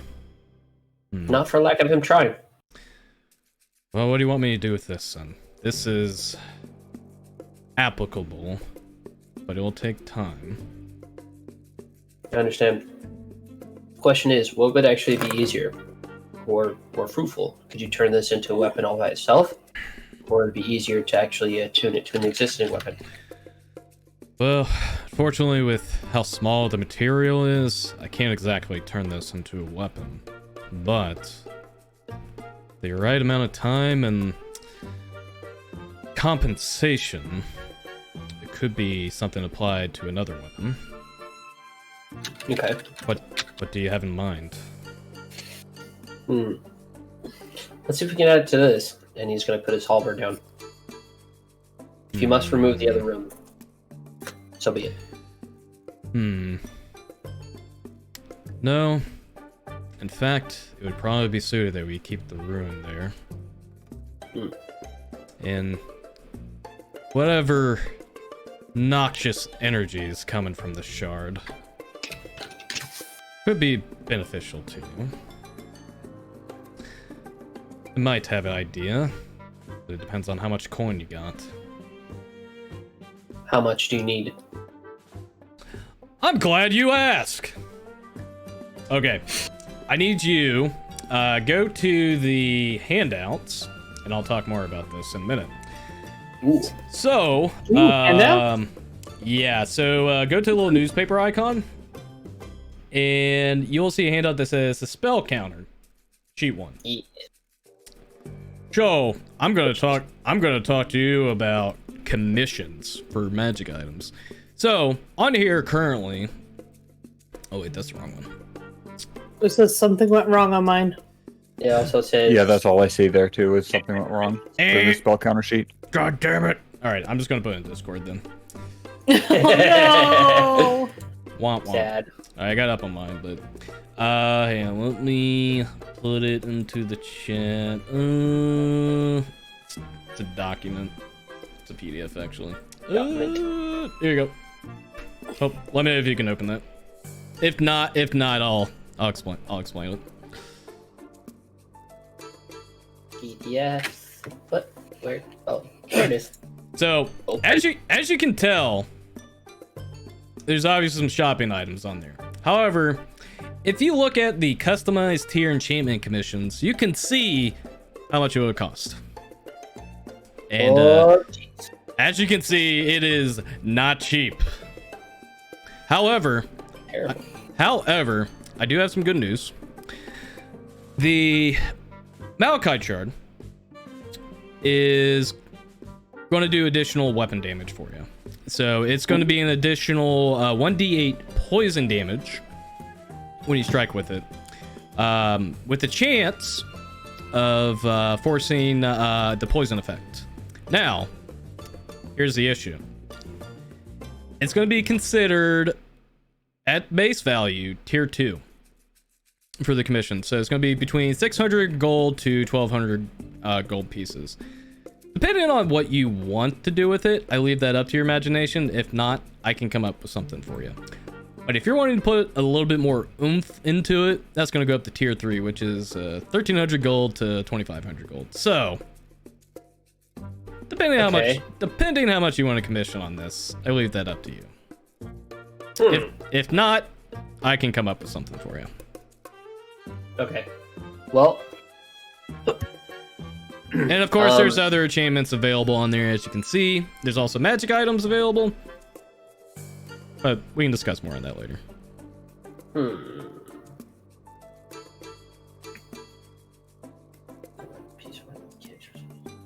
Shopping episode, folks. Okay, can I use it? Well, I mean, I would like to 1+2 attack and damage. I have a side question. What you got? You have elemental dampening on there as one of the enchantments. Yup. If I have that, does that mean I can't use my reaction of the elemental absorb one? Yeah. So essentially, you get one reaction per turn anyway. So you wouldn't be able to, correct? This is just specifically absorb elements. Right? Yeah, it's a reduced version of absorb elements, but basically a non-spellcaster can have this essentially. But okay, yeah, that's what it is.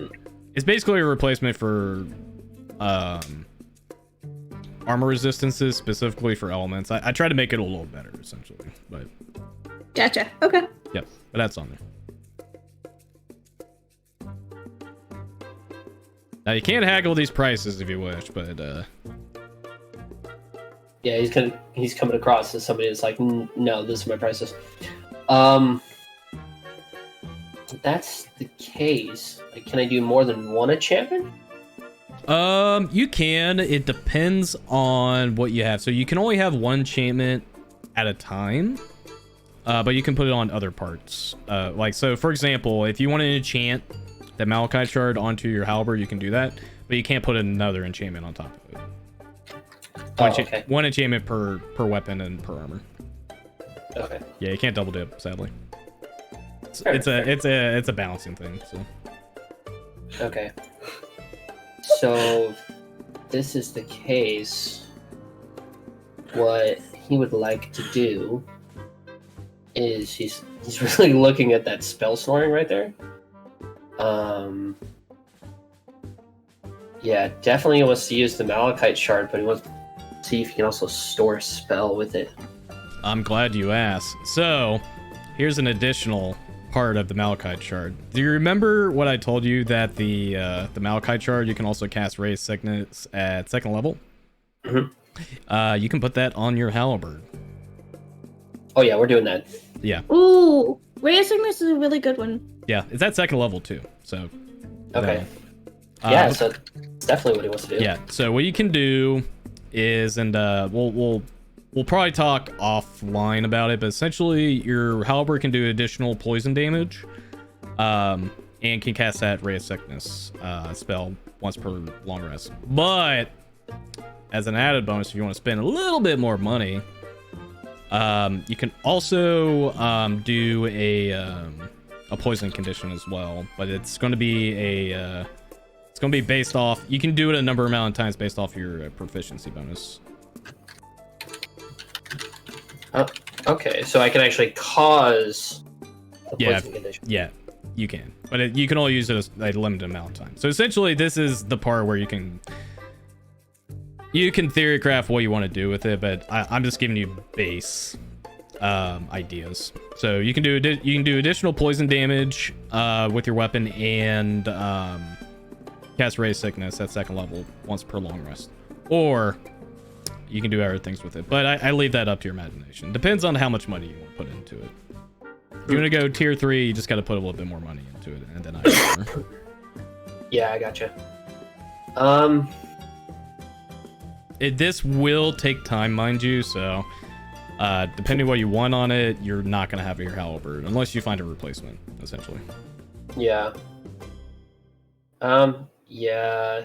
No, he's still gonna try to put that into it. Like, honestly, man, that poison condition and extra poison damage and Ray of Sickness. Yeah, if you want to do the additional poison condition, that's going to be a tier 3 commission, so you're going to have to put a little bit more money into it, but depends on how much you offer to him. More or less. Okay. He will give you a price starting out, but that's up to you how you want to go about it. Okay. All right. Yeah, I'm gonna ask him about that then. And see if he can do all that. I mean, the offer is gonna be. So Torn's gonna say, "Well, if you can do that, then I'll give you 1,400 gold." Probably gonna need a little bit more than that, lad. Let's see. I'm gonna put additional properties on it. Kind of like looks at his materials. Could probably do it for 1,800. 15.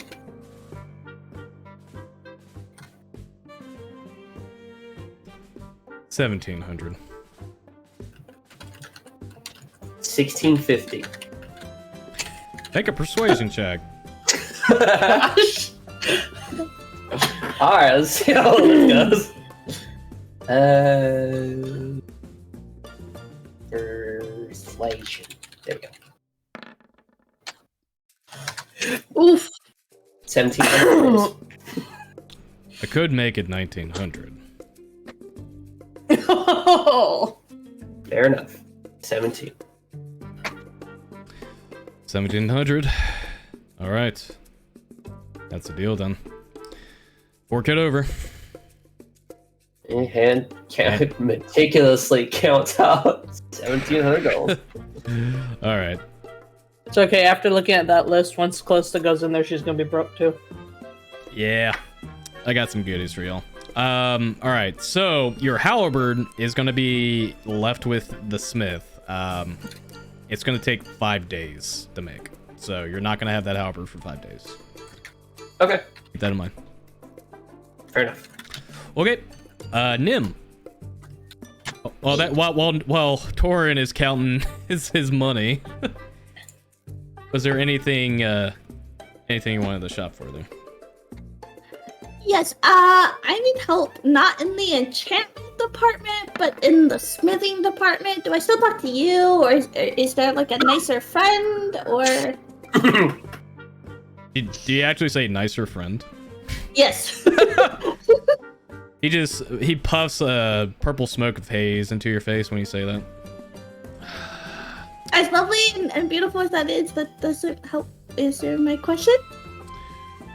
By the way, I'm Nim. Did I tell that? I can't remember I told you that, but yeah. I heard. Okay. I can forge something for you, but what do you want? So, as you notice, I'm wearing steel plate, and it's kind of clunky and kind of loud. By any chance, can you make a breastplate that's my size? He's gonna come over, and you just see him just magically apparate a tape measure from his hand.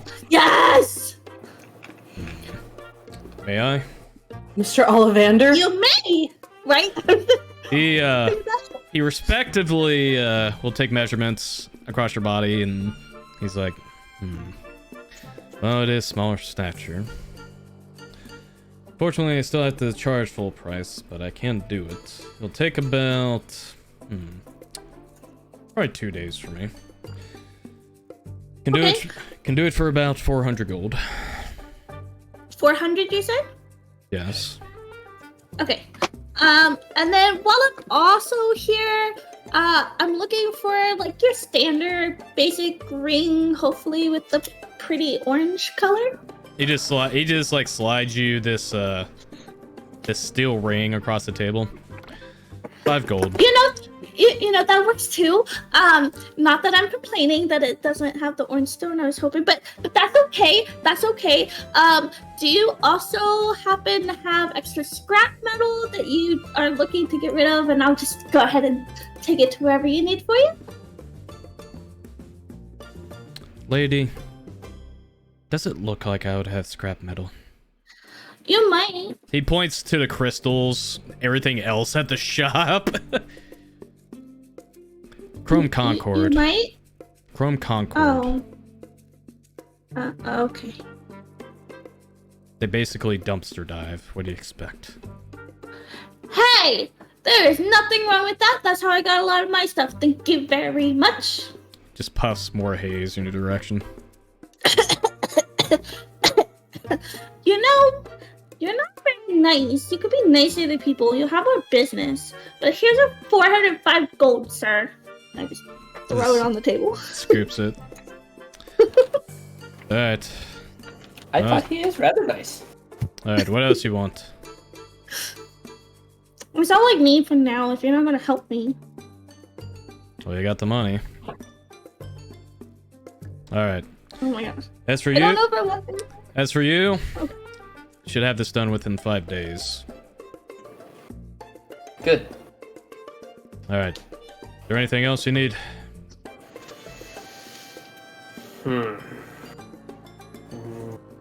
Nothing that I can use. Oh. I'm really okay. I need the rest of my party to Onion. like listen to me talk this out for 2 seconds. Okay, so the whole reason why I got the breastplate is it's the same armor class. It's just not the disadvantage on stealth. But then he has the boost of elven kind, which one might not even fit me. They might be too big. And 2, they have the advantage on stealth. Do I really need that, or do I just need to be quieter? You know?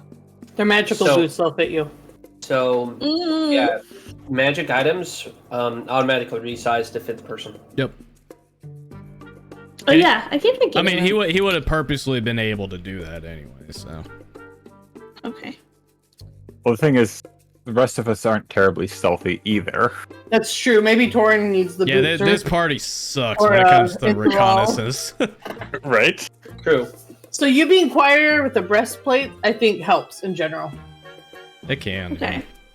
Because now you don't have the disadvantage. So what? Yeah. Am I supposed to get the boots now? I don't know, and Thrall might need the boots too. I mean, I don't have a dex bonus to it, so maybe if I actually want to stealth, that or I just switch forms. Just be glad this is not a Metal Gear Solid campaign. Alright. Oh, Taran would have already You know failed. what? You know what? Forget it. I'm gonna buy the boots. I'm gonna buy the boots as well. You want the Even though boot? he's rude. Oh, you want the booties? Yeah. On the boots. How much are those? It doesn't price. 550. They do have prices. I did put a At price. At the bottom of the squares. Yeah, it's at the bottom. You just have to scroll. Yeah. It's Yeah. a whole More other page things. for me. Yeah, Sorry. yeah, I was about to say it's cut off, so I apologize about that. 550 gold is how much it is. Yeah. Talk him down. No, he's rude. I just don't want to deal with him. I just like, here you go, and leave. Yeah, this guy's got I'll some come back in sass. 2 days. All right. Well, if you're not spending your money here, get out. Gladly. And I walk on out. Ooh, touchy. He's not friendly. Them doesn't like that. Fair. Tourist. All right. Local. Do you guys leave the shop? I do. I mean, Torrent's gonna like drag his feet on the way out just cause. All right. So Warrior, what I will do is I will send you the details of what that new item's going to be. Nice. I just gotta write out the magic item for it. So I'll have that ready for you next session. Oh, do I get the boots now or do I get them in 2 days? With You get the them now. breastplate? He's got them in stock, Okay. so you have it. You have it in your inventory. Nice. Nice. Nice. Okay. All right. So you guys are leaving? Yep. Yes. Okay. Well, I'm gonna head because over to the memorial. yeah, I figured you guys were going there. So this is going to be interesting because I was not anticipating you guys going to the memorial this early, which is good. Because, oh boy, this is going to be fun. I'm going to enjoy this. No. Let me find. This is not going to be as peaceful as Quist thought it would be. Okay. Oh, it's not going to be peaceful. I'm kidding. It's peaceful. It is. I just got to find good. Well, it's full of pieces, anyways. Cut my life Oh, into pieces. hey! I'm kidding. All right. Let's do. I think this would actually be okay. I think. Yeah, let's do this. Okay. Second. Let me get the map up for you Makes guys. my brain tingle. Zoop. All right. Ooh. All right. So, Memorial of the Lost. Let me get to there. All right. So, Memorial of the Lost. I'll give you guys a little bit of background on what this place is. This is as you can see, it is a memorial and also a graveyard in Aquareth. Specifically, though, this memorial is for all the people that had lost their lives during the 100 Days of Dark. So this graveyard is pretty revered in Aquareth. A lot of people pay their respects here. But additionally, though, there is a annual memorial that's held every year where the Iridesh Coronet and the Queen, Brayley Iridesh, gather around and remember all the lives that were lost during the 100 Days of Dark, and also other conflicts that had happened in the past. So this place is, despite it being relatively somber, it's honestly a very enchanting place to be at, just because you get to see a lot of history with not only Aquareth but Euseth itself, and you honestly would see a lot of different races come here because a lot of people were affected by the calamity that Shar had inflicted on the continent. But as of right now, it's relatively empty as you guys come in. And you do see some passerbys and people paying their respects, leaving flowers. You do see, though, one particular gentleman at one of the grave sites, and it seems to be not necessarily kneeling, but it looks like he is making some small arrangements. And you will see this fella over here. And I'll blow up his arm so you can see it. Zoop. You see a rather well-dressed elf kind of in blue garbs and different types of jewelry and symbols on his body.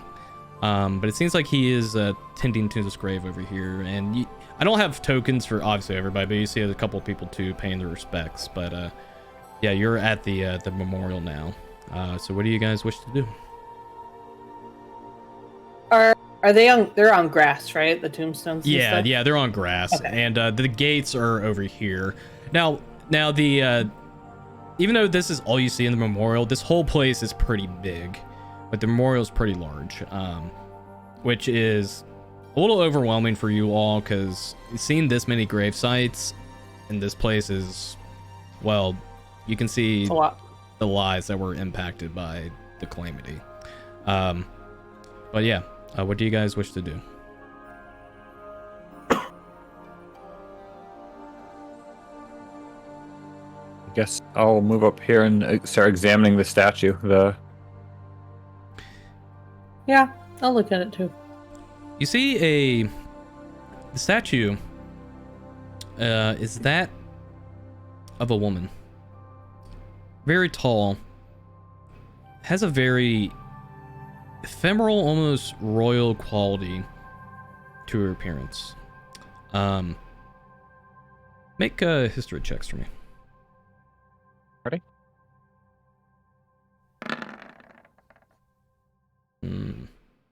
Okay. Fell asleep in history.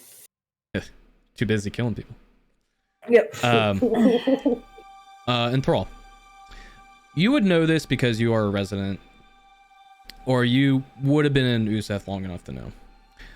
Looking at the appearance and the way the statue is depicted, this statue is a representation of the prior queen to Aquareth. Her name was Lorlana Iridesh, and she is the mother to Brayley Iridesh.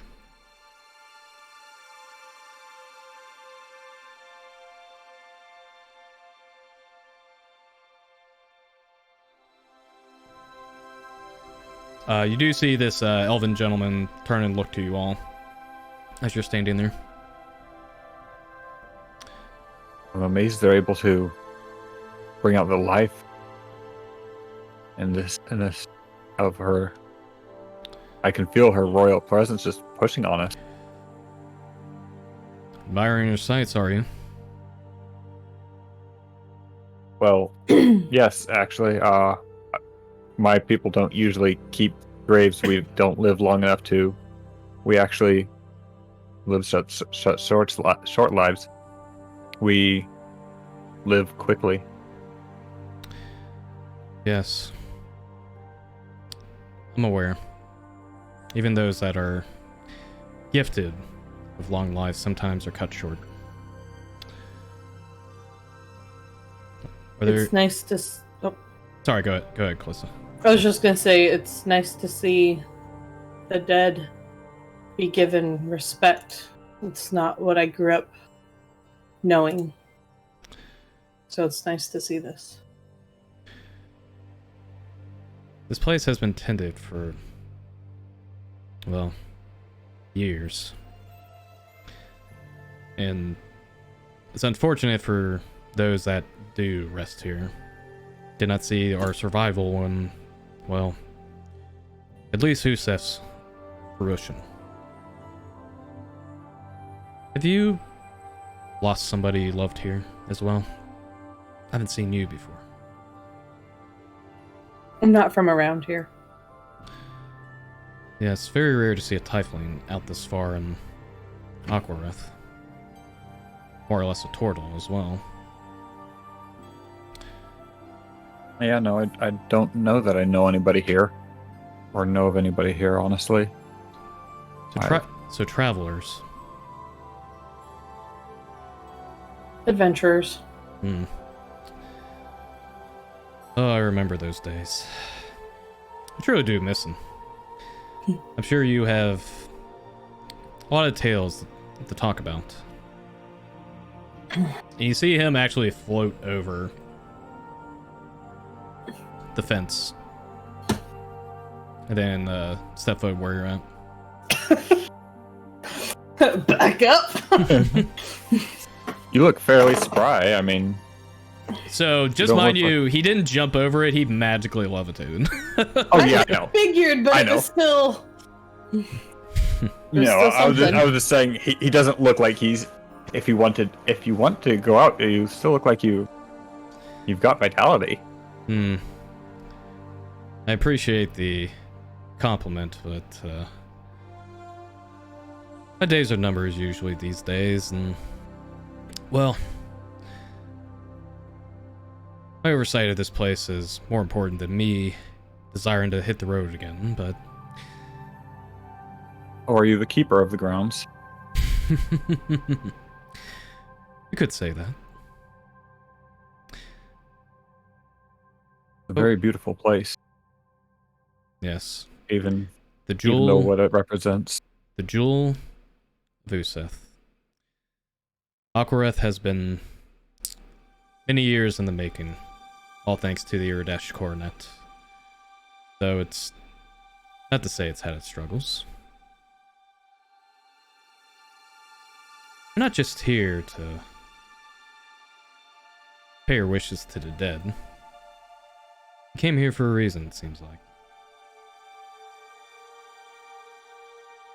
I heard that there was a memorial to the lost, and I guess a lost soul feels more connected when it's around those who have been lost to tragedy. I suppose that's true. Come with me. He'll walk you guys to this direction. Okay. Okay. Doesn't seem ominous.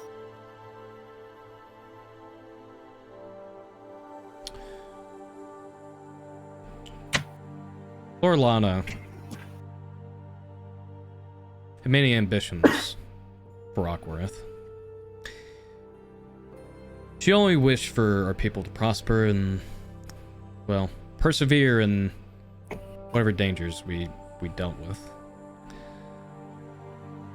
Though her ambitions were high and her guidance valuable. Her end was, well, not well suited for our history. Yet, we still honor her to this day, because she did found this kingdom.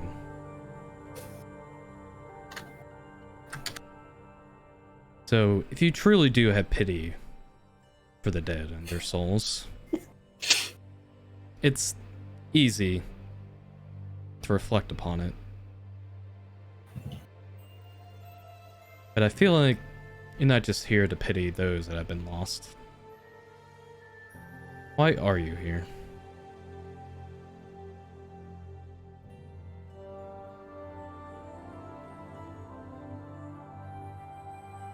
Well, personally, I honestly was taking in the sights. I was following Melissa because I needed to talk to her about some things.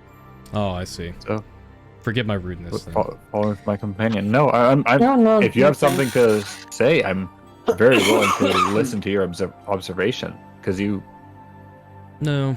look very observant. I'll say. I will say for you all, looking at his dressing and the symbols he's carrying, he has a very similar regalia to Alfrey.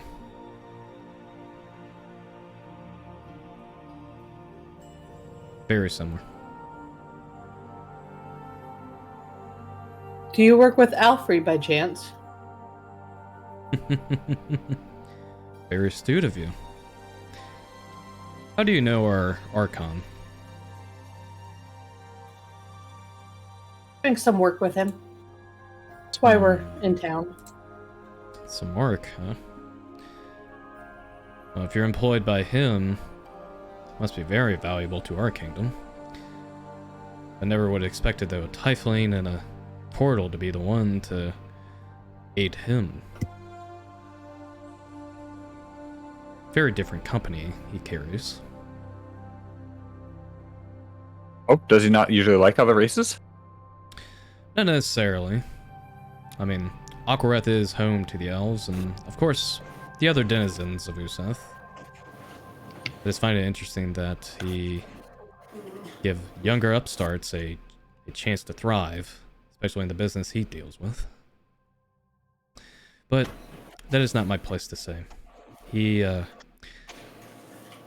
very valued in our circle, and I'm sure whatever he has you doing has much impact for this place.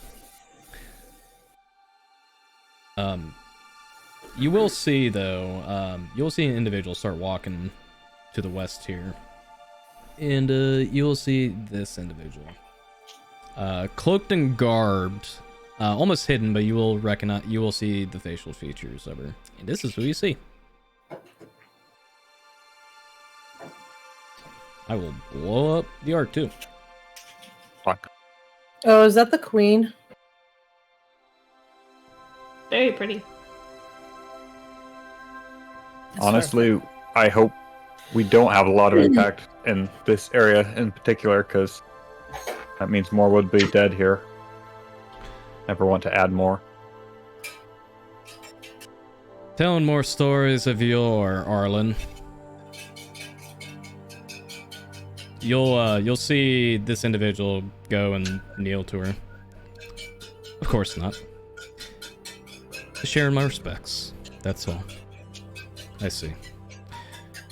Come. We have much preparation left before the rest of the memorial comes.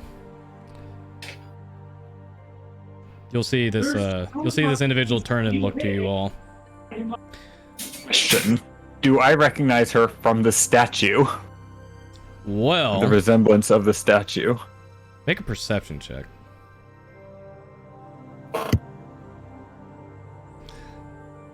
Though she has similar facial features to the person on the statue, she definitely has some bearing to the way she looks. Though she is cloaked and garbed, it's hard to see like any symbols. You do see a symbol he shares in likelihood to his and Alfrey's, that of the Iridesh Coronet. We'll just, Enthrall will just bow and say, "Madam," because she hasn't introduced herself, but I can see she's high royalty. Then I'll just bow and. Yeah. You'll see this individual turn and look to you, Callista. Hello. I do not bow at all. Greetings. Come, Arlen. Still got more preparations to do. Of course, madam. And you'll see this individual stand up. I'll be taking my leave now. And please, feel free to leave any offerings you wish here. And you'll see these individuals start to walk off.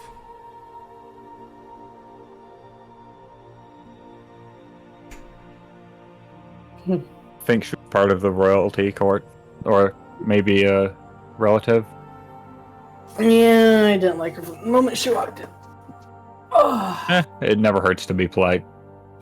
Can always kill him later. Thank I know God. I'm not there, but what? Thank God you didn't say that in their presence. I was going to disagree with you until you added that last line, and I think I just fell in love with you. Oh. Thanks. What would the kids look like? Oh my God. dude. I had to. Oh my God. Okay. So Torin and Nim, you said you were going to the Memorial of the Lost? I Yes, did. sir. I don't know. Okay. Oh, okay, yes. I We're will- both going. Yeah, I'll bring you on the map here. Give me 1 second. Oh wait, is the refreshing vials on the way there? Let me double check. It technically would be.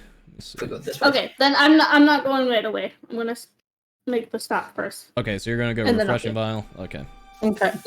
All right, but Torin, do I'm you still gonna- want to go to the memorial? Yeah. Okay. I figured I'd let Nim go do what she's gonna do over there. Okay, I'll bring on the map here. 1 second. I'm gonna turn to Enthrall and just be like, you told him that you wanted to talk to me about something. What was that? Oh, right. So, you know that book I handed you when we were in the Sanctum? Did you finish reading that? No.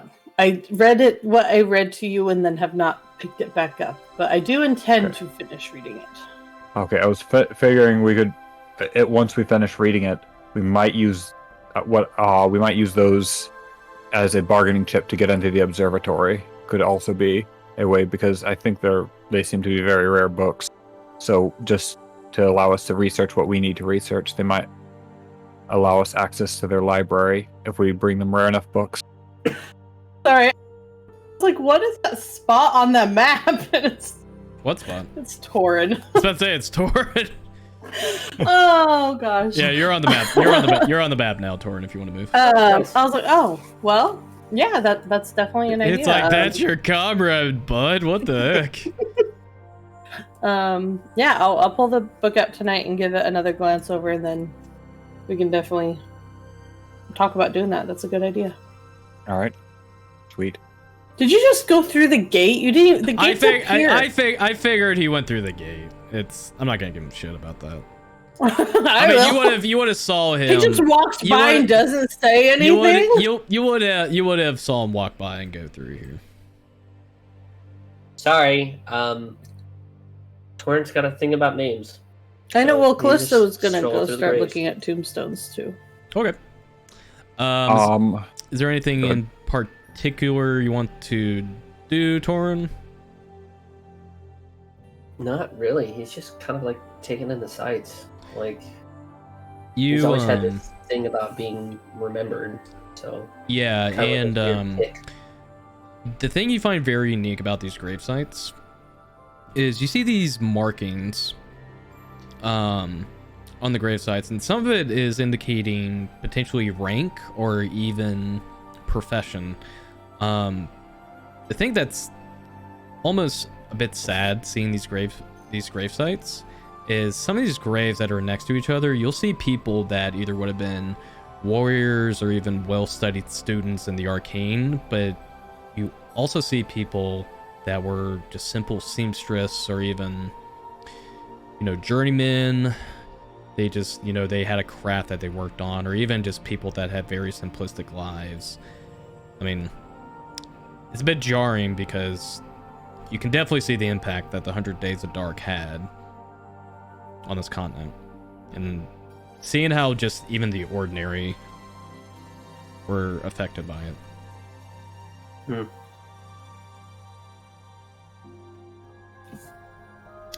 Callista, is there anything in particular you want to do? Callista's more like she's feeling very like innerly, like she won't express this outwardly, but innerly like emotional of like all these lives lost. That makes her think of like all the lives she herself has taken and how they don't get the respect that they deserve because of the things they've either done to the bodies or how they've disregarded the bodies and things like that.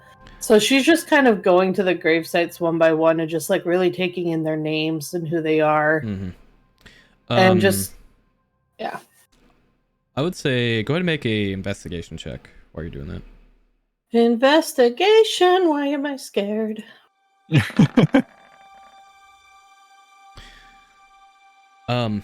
As you're looking at the grave sites, you're almost half expecting most of these graves, these markings or gravestones, to be mostly of that of elves, because Aquareth is the capital for where the elves live.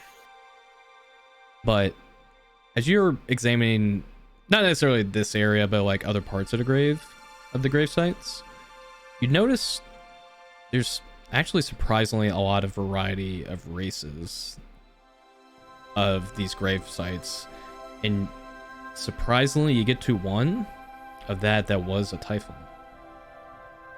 And looking at how the grave marker is erected, you see that this tiefling had a very simple profession. He was a leather worker. He worked with leather. And it's almost just strange to see your kind do something so simple, considering the history the tieflings have and what's happening in Aljamir. The tieflings shouldn't be shunned. They should not be seen as these creations of Asmodeus. They can live a simple or a good life. A life that you're trying to strive for.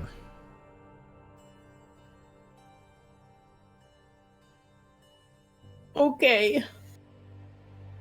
Are there I'm seeing on here, are there little rocks or pebbles? Yeah, there's a fair amount of them. I mean, it's mostly grass, but yeah, there's pebbles and Okay. other rocks as I'm well. gonna pick up as many pebbles as I can Mm-hmm. and go to that tiefling's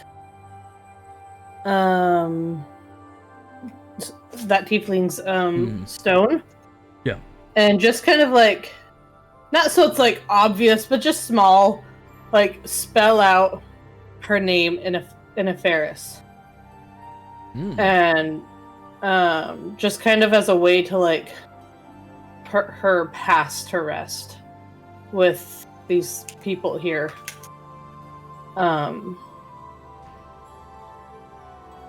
Okay. And once she does that, she's gonna stand up and make her way back out here.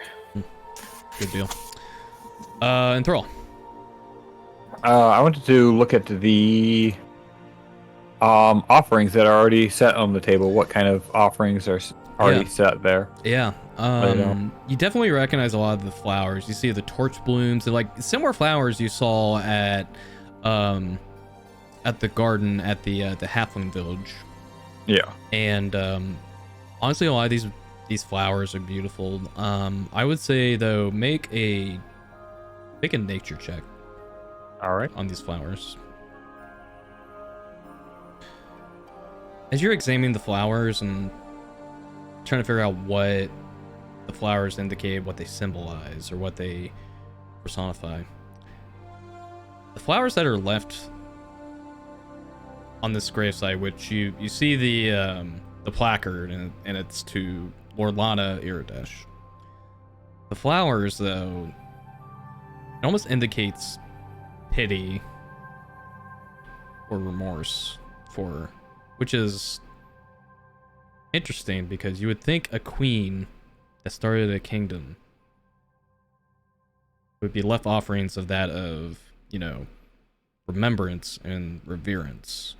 But it seems like this is more pity and grief than anything else. Almost indicating that more of a tragedy than remembrance.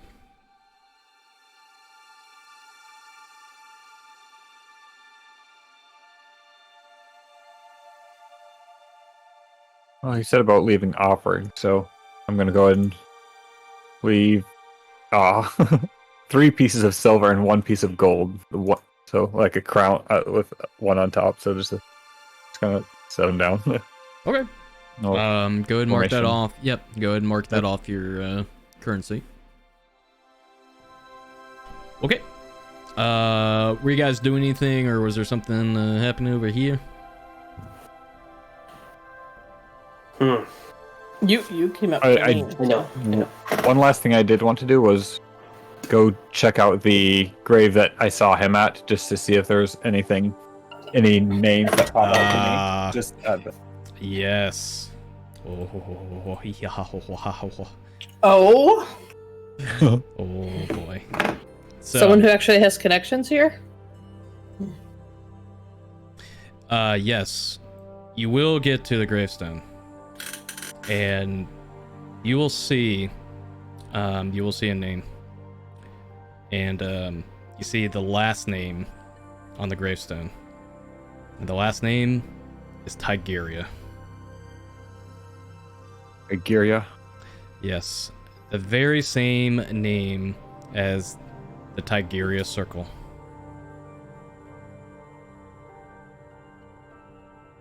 And it's just a single name of Tigeria, It's just Tigeria. Interesting.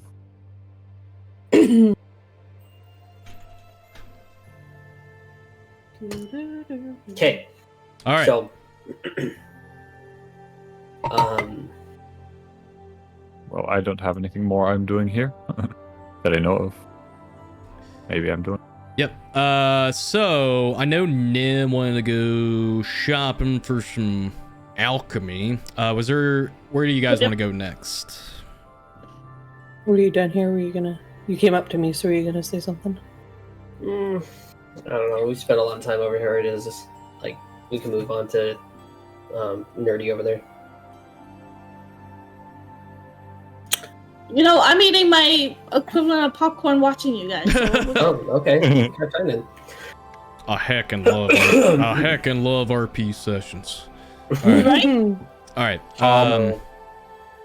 Yeah. So do you guys want to go to Refreshing Vials, meet up with them? Sure. We're on the way. Okay. Torin is gonna Yeah. have a chat with Callista. Okay. Is this the whole area of the? I'm assuming this current section we're in is the whole area. It's like it's more of the same. It's more of the same, yeah. Without like trying to make the map like a whole thing. This is like the main area of the whole entrance. It's pretty big. Cool. This whole place is big. Cool. Just wanted to make sure we're not leaving like an extra 3 directions that we're not even. No. It's intentional. This is just more for presentation than it is like exploration, essentially. Figured, but I was like, I'll go and ask. Yeah, there's more to it. All right, good deal. Let's go ahead. I know you two were going to do a conversation, but let's get to Nim because I think she wants to do some shopping. I don't mind waiting. You sure? Yeah. Okay. Yeah. I'll say you guys are walking and talking on the way there. So, yeah, feel free to start whatever conversation you were doing.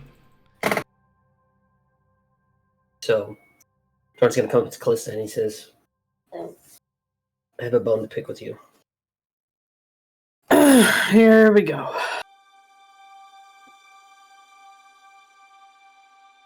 Look, I'm trying to hold it back because I am trying to listen to what you've been telling me. However, we did have a plan before I walked into the sanctum, and you ignored it. Why? Because as much as I know you guys wanted me to be the lookout to make sure no one else goes evil because I know what to look out for type thing. Yes, I've seen a lot of evil and I've seen destruction that it causes and what it does to a person and how it can drive them crazy. And I refuse to allow to see that happen to any of you. I've already seen it in myself. I already knew how to handle it in myself, for the most part.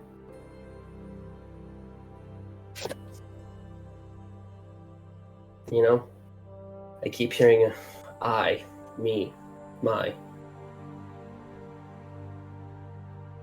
I get the feeling you've been alone for a long time, even when you were around other people. Look, the one thing that I learned traveling is that the people around you are there to make sure you can do things that you couldn't do by yourself. You don't need to prove anything to the rest of us. You already have. You don't need to take the entire burden.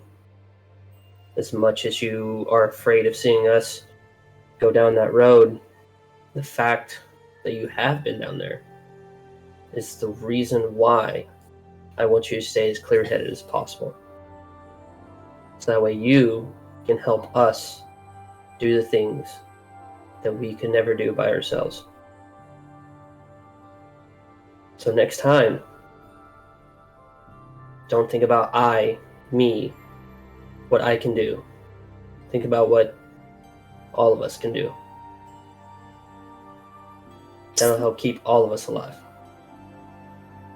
I wasn't thinking me, myself. I was thinking them. You, Nim, and Thrall.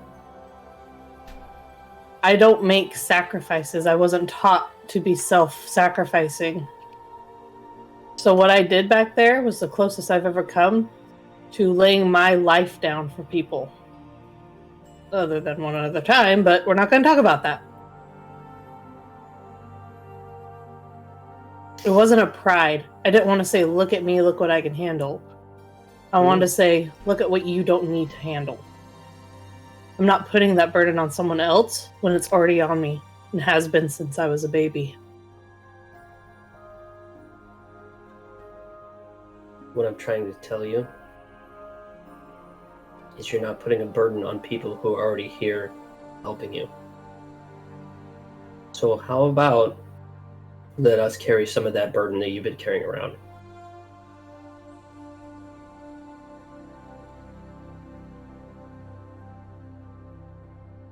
I'm pretty strong.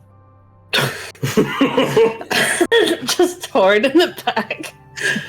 I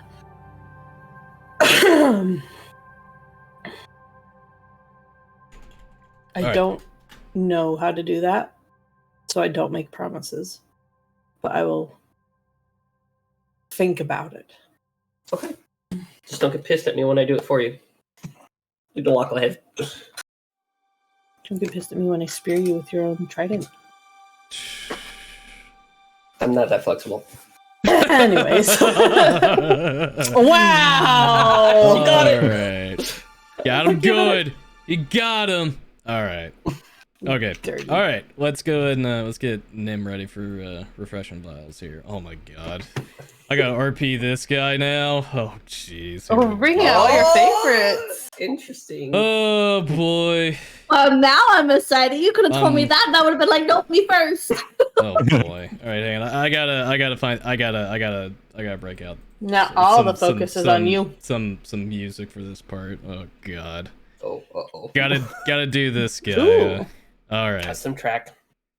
Not necessarily a custom track. It's been used before, but this is where I gotta say, I love your maps. All these rooms and Yeah. all these places, they're so freaking I appreciate pretty. it, guys. I'm trying to put a little bit more time into like the details of the map when I have time, but it's just like it's hard to do when you have a full-time job and life and No, shit you like do that. amazing. But Don't stress because there's still like chef kiss, okay? oh, I know.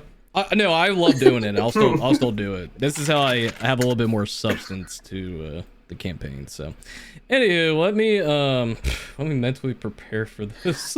Also, I need Penny. The what? I need Penny. Penny. Oh yeah, you do need Penny. Hold on. You need to somehow. I'm about to You know what? No, I'm about to no. just fuse you guys together. I was gonna say right. I'm gonna make another drawing with Penny on my shoulder so we can use Oh, that that'd when be cool. I'm with Penny. No, that'd be cool. That would be cool. All I'll do that. And then like have separate Penny when it's battle.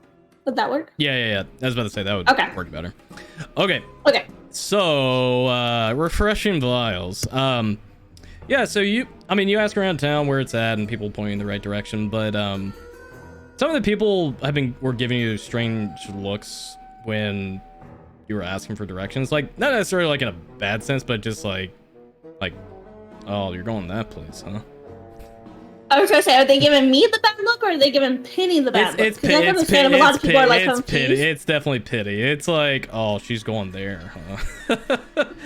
Like, But not like in a very negative sense. It's like, oh boy, here we go. But yeah. that makes me more excited. Let's go. But yeah, you made it to refreshing vials. And I mean, you are in a sense also an alchemist by trade too, as well. Yep. As you get to the establishment, you can definitely like smell like the the acrid sense of liquids and different toxins, and just like that sickly sweet smell when you work on your alchemy tools. Yeah. But definitely more potent here as you approach it. Penny, I wonder if they have gunpowder for our bombs. Oh. Oh. See, you see the guards just look at Penny. Don't mind her. She's fine. She's fine. We're gonna go this way. Okay, bye. Okay, do you go inside? Yes. Okay. Oh, All right, yes. walk in there. Okay. Get in there, champ. All right. As you walk in, you see over here on the counter a, well, first off, let me show what he looks like first. See this guy. Pull up his art.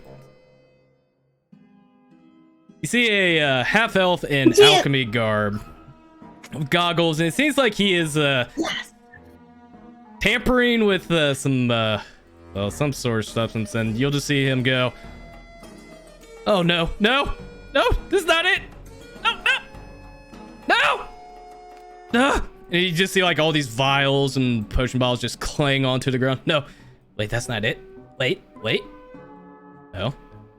Now if we take this substance and we go here, and then we just go over here, and then... No. It's too volatile. We need something! I don't know what I need! Can I take a look at it? Oh no. What? Not here to rob the store, are you? No. I'm also new alchemy, and I'm a tinkerer, and I can see right there you're probably missing some toad wort. You just see him just like... You see these like bottles just like clanging onto his side, and just like... He just looks like he hasn't slept in ages. Wait. You're an alchemist too. Yeah. You should probably have the toad wort light soon before it blows. Okay. What? He just runs behind the counter and just hides. Wait, it didn't blow up. You lied to me. You know, it happens once in a while. I don't like liars. Think of it more of a jest. I've been learning what those are. Do you know what they are? They're interesting. Yeah. Ugh. Oh God. Sorry. Just a little engrossed in my work here. Name's Nico. Nico Harris. I'm the proprietor of this shop. Oh God. Ooh, I need a minute. Anyways, you hear the shop? What? Yes, sir. I'm so pleased to meet you, Nico. I'm Nim, and this is my bird Penny. And don't worry, she won't hurt anything or touch anything or knock anything over. I taught her very well not to do that. Oh. Callista would be very upset if she did that. Anyways, as long as I'm here to as look long around. as it's not toppling what's on the shelves, we're good. Anyways, he just picks up like a random bottle that's filled with strange liquids, and he just drinks it. Okay. That hit the spot. Okay. Anyways, is there anything in He's on drugs. anything in particular you need here? Yeah, actually. So I was wondering if you had any empty vials I could buy from you, or what alchemy supplies you might have. As you know, I also dabble in alchemy, and I do some really cool things. But also, do you need help with your one potion? No, it's fine. I got it covered. It's oh my God. Oh, okay. I lied. I do need help.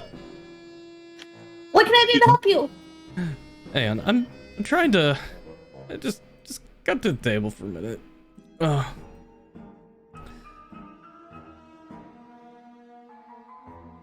Okay. So I'm trying to trying to work on this. Oh, what do you call it?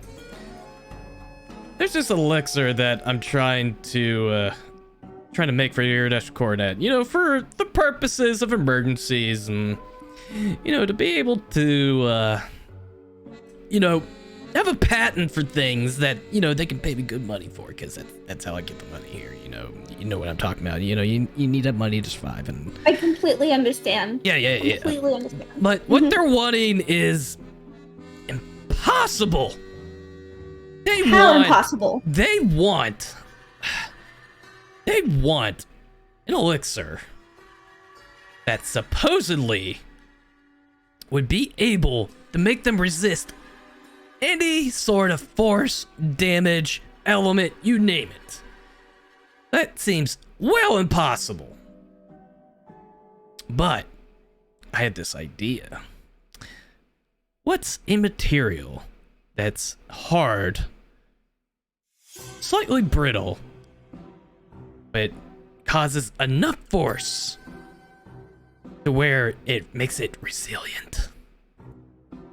Well, there's obsidian. I don't know if there's any local mountains and volcanoes here, but there is obsidian. Obsidian? Pfft. Sedimentary rock? You kidding? Well, That it thing does fit breaks all the the requirements for Warhammer. this place. Well, yes, but if you put it in a large enough sheet, it's actually pretty strong.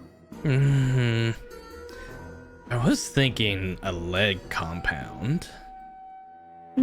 Okay, we can work with that. It's soft, supple. I just can't find the right mixture for it. Okay. Wait. I have an idea. You start to see him pick up just these strange more liquids of different just tinted colors. He's literally just mixing random shit together. He is Nim in male form. Right? Let's see. Where's all that? Oh, here. I think I got it. I got an idea. Yeah? You want a sample? Yeah! He slides it over to you.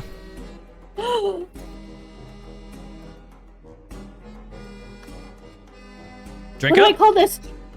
Oh, drink it right now. Yes. I call it I'm gonna drink it. the leaden elixir. You drink it? Yes, sir, I do. Even though it's a small dosage of it, at first, it's hard to stomach because it's almost like drinking pure liquid lead. But as you drink it, though, you feel like your body stiffens a bit, but it becomes like more hardier, like as hard as steel. Like you even like try to like prick your skin, but it's like literally solid. Nim's not allowed to go places alone anymore. I think I did it. Hey, now. I think we did it. Wait, we got. Well, we got the hardened part. Wait. But let's do the element part. Wait, we gotta test it out. He pulls out a dagger. Yeah. I'm ready. Oh, okay. And I hook her down and like a football player. What part of ready your to butt? What attack. part? What? Okay, so he's gonna. What? He's gonna make an attack roll. What? Let's go. You're ready! So I'm bad. ready. 'Cause it's Okay, science, I'm guys, assuming it's science. I'm assuming 17 hits. Yeah. Putting a leash on her. Okay, No. so No, I like this. all right. Okay, so as he stabs into you with his dagger, it like barely purchases, and it just like doesn't even make a dent into your skin. Like you feel the pain, but don't at the same time. Ooh, I like that. You're resistant to the damage. It worked. It worked. Genius! I knew it! They're gonna pay big bucks for this. I knew it. I knew it! Well, wait. We gotta try it against elements. Oh, this won't work on elements. But I thought you said you was gonna try to make one for elements. That's impossible. You're asking for the impossible here. No, against like blade, steel, and all that it works, but elements, pfft, I got a separate concoction for that. Can I try to use the magic from the key since it has so many different elements to make it resistant? Are you asking that to him or me? To you. like DM wise. Are you talking about like? I'm a little confused about that question. Sorry. Okay, so because the key can cast different elements and it can absorb elements, can I try to like, I guess, infuse a little bit of its magic into the potion? No, not in this regard. Okay. Because the key's magic is still an enigma to you. Gotcha. And Okay. considering this is alchemy we're dealing with, it wouldn't work. Dang. Also, I posted the goods in the Discord. What he has. Oh, nice. So. Anyways, you know what? I like you. I had my reservations, but you know what? Tell you what. Since you helped me out with this little experiment, how about I give you a discount on your first purchase? Hmm? Oh, thank you. Thank you so much. I just like helping others with alchemy because I think it's fascinating, but I greatly appreciate it. And next time you need help, let me know. My name's Nem. I'll be here for a week, and you can definitely find me at the, like, I just go like word vomit. Well, while that's happening, everybody arrives at refreshing vials. Noise. Why couldn't we have arrived walking into him stabbing her?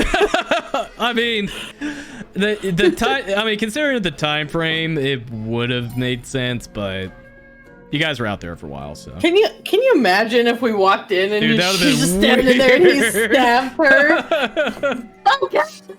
Don't kill him. Yeah, if you went over a little sooner, maybe, but you guys were out there for a bit, so. Yeah. But yeah, you guys make it into the refreshing vials. Hi, Nim. Collector, guess what? You can hit me. What? What? Wait, what do I hear? Come on, hit me. Why do I hear voices? You guys do Okay. realize this is a wall, right? Yeah. Yeah, I'm trying to figure out. Is it over here? It's over here. There's Yes, a door it's on right here. The door's Okay. here. Yeah, door's here. I'm like, I can't see. Like, It's like, why are you talking to the walls? is that why he heard voices? Yeah. Orin's like, okay, and walks over. Oh, hello. Hit me. Welcome to refreshing vials. How hard? Like as hard as you want. Hard as I won? What? Yeah. Wait. No. I wouldn't actually. Yeah, okay, You okay. know. Actually, don't hit her. Just, it's okay. No. Do Why it. are we hitting? What have you done to her? Do it. It's. Alright, it's like. Hey, do you want to take a look regret this at what later. we have Here in we go. stock over here? We got some good stuff. Do it. In a minute, and they just gonna straight up wind up and just bop her in the forehead. Okay, make an attack roll. Why? Bop She asked her. the right person to hit her. You don't actually take the damage, by the way. No. All right. Oh, I figured. Just I for figured. for the sake of RP. Go ahead and make an attack. Yeah. Just do a halberd attack roll. Okay. We'll see Can't what get over Even though that. he What doesn't was have your it right voice? now. you don't even hit I don't hit her. Torian. Well, I hit you, but it's like, Just because you like me or think, hit me. Keep that up, I might kick you. Do it. oh no, don't worry about it. Please And don't he's gonna damage try my to put her across property the room. here. Please. Oh, they won't hit your What if I stuff. They're just damage gonna hit- you asking you what you did? Second one. No, go sit. He's attacking again. He's still Oh moving. my gosh! It's a good thing we're not in an actual fight. Oh my god, dude. Oh, Turtle, What did hello. you do? How you Hey, doing? Okay, what did you you, do to her? She seems really agile now. Oh, it's I don't like this. it's a lot. It's a lot to explain. Okay, Would against you my like better would you like a potion of healing? Oh, sure, I'd love one. Thanks. 50, against- it's 50 gold. Oh, against my better Oh. judgment, I should probably buy one then. I want Yeah, to sure, I'll buy out hit Torin. I'm sorry, what was that? No. I said against She my wants to make better a swing. judgment, I want to see if I can out hit Torin. Okay, make it. Hit me. Hit me. Oh. Do I do it with like my staff? Yeah, do or... your staff. Why not? Yes, that is. You literally, Let's go. you literally bonk her right in the head, but Nim, it's just like it feels like you're hitting steel on her forehead. See? What Awesome. did you I don't know how long it do? lasts. I don't know. Well, how I'm long not gonna do lasts. it again. Don't worry.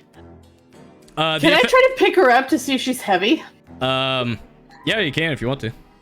Okay, I'm gonna pick her up. Make a strength Oh check. no. Although it should be lighter because I changed my armor. Well, then still make a strength check. Strength. Those are saving. Oh wait, it's just strength. click It's this just, down. it's just straight strength Just check. literally click the strength. Yeah. I remembered. You've carried Nim quite a few times, or you've picked her up. She's not budging for some reason. She put on some weight. And you're pretty sure she hasn't gained weight this quickly. What did you take? And I did you took off know of what it. Did you know what it was before you took it? Yes, I was smarter this time than last time, so you can't yell at me about that again, okay? Oh, you watch. But you're not hurt, so I'll let it go No. this time. I'm not hurt, and it's something that might actually help us in the future. Oh, I've already walked away. Oh, well. I'm shaking my head. I'm like, I can't talk to her right now. All right. Torin is like, can I have some of that? The effect wears off, Nim. Oh no! I'm so Right sorry. when Torin goes to kick her again. All right, but The potion of healing from him, I gave him the 50 gold. oh, okay, so you took it. Okay, so mark off 50 gold and potion of healing. He does have 2 potions of greater healing in stock too. But I did put the shop sheet in Discord chat. Discord. Yeah. Yeah. I see the greater and basic both is 150 though. Yeah, that was a typo. So it's 150. Oh, okay. It's 150 for the greater. So let's say that's a ripoff. No. Yep, but yeah, all the potions are listed on there. So if you got questions on it, feel free to ask. Oh my gosh, I had to make notes of what I want so I could have a shopping list or something. It's like the one good thing and also bad thing about shopping episodes is just like there's so much I have to spend my gold on. Right? Like I just got money. Like, I know the things I want to buy in the other shop, so I'm like looking at this shop, like, do I need any of this stuff? Because Right. I'm about to be poor.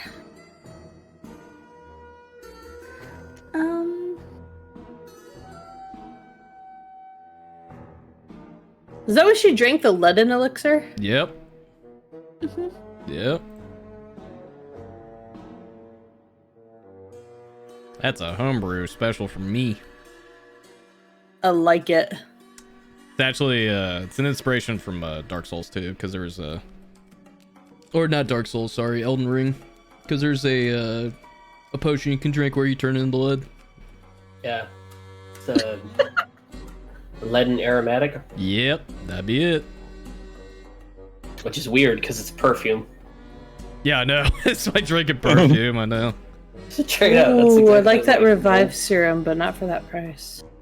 Yeah, Right. there is a revivify potion, but it is expensive. Right? I'm like, looking at that, I'm like, I can do that on my own.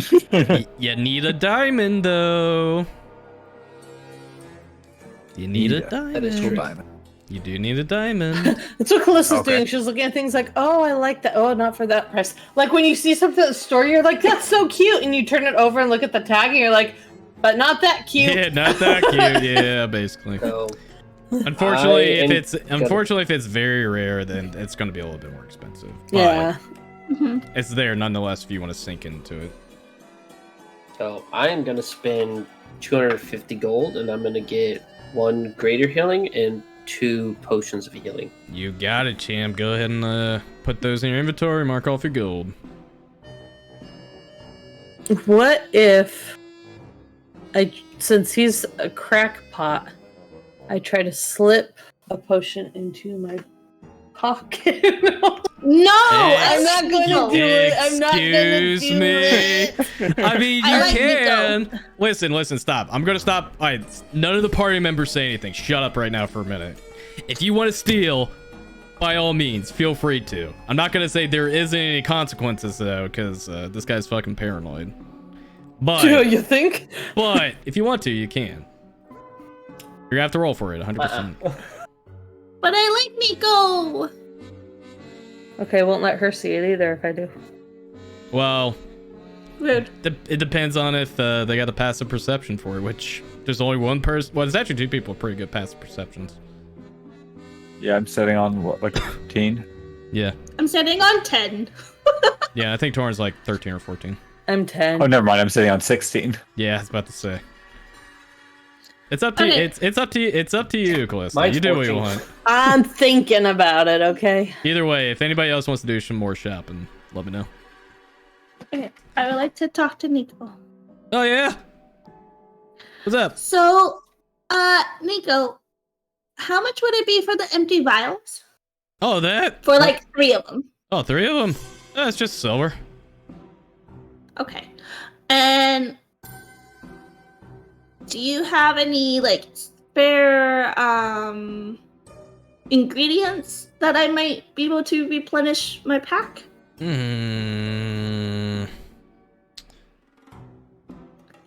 Maybe. What ingredients are you needing? I don't know. I don't normally like have a list of ingredients. That's the only thing. Well, so what do you want? What's your intentions?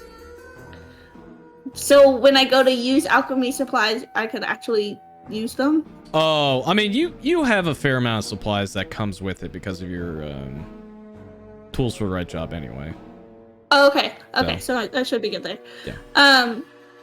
So I would like 3 of the empty vials and the leaden elixir, please. You just see him just with deftness, just pulls out 3 vials. Here you go. Wait, what would be the discount for the elixir? It would be for the elixir or the potion. Pretty much any potion or elixir you buy first. It's Okay. It'll be, hang on, 25%, basically 25% off. That's what it is. I'll figure out Okay, what. so I'll instead of I'll figure out. 980 I'll figure out what the math is, depending on what you buy. Well, that's it. I just want the 3 vials and that elixir. What elixir you want to buy? The leaden one. Oh, okay. So the leaden was. Hang on, I gotta pull it up here for the price again. Where is it? It was. Let's see. 980. So 25% off. Should be 245 off. Yeah, something like that. Yeah, 245. 735. Yeah, 245. Yeah, 245. So that will come out to 735 gold, and then the 1 silver. So, yeah. Okay. Then I would like to do that, please. Okay, you got it. And the description of the potions in that sheet. So Yeah. it's 1 use. So keep that in mind. Can you I figured. explain this oil of slipperiness to me? Oh, I sure can. So the oil slipperiness is essentially it's a free freedom of movement, and freedom of movement is it's basically you're under effects of freedom of movement. So the spell is, and I'll put it in chat. You can see it. It's pretty good. It's pretty good in the right circumstances. Yep, that's what that spell does.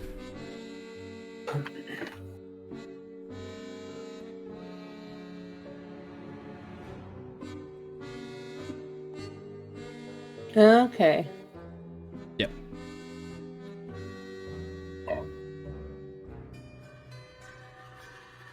And that's applied. That's not drunk, by the way. Yeah. You literally have to like slather your body in it. What happens if they drink it? Ew. You don't want to know. Well, something comes out quicker.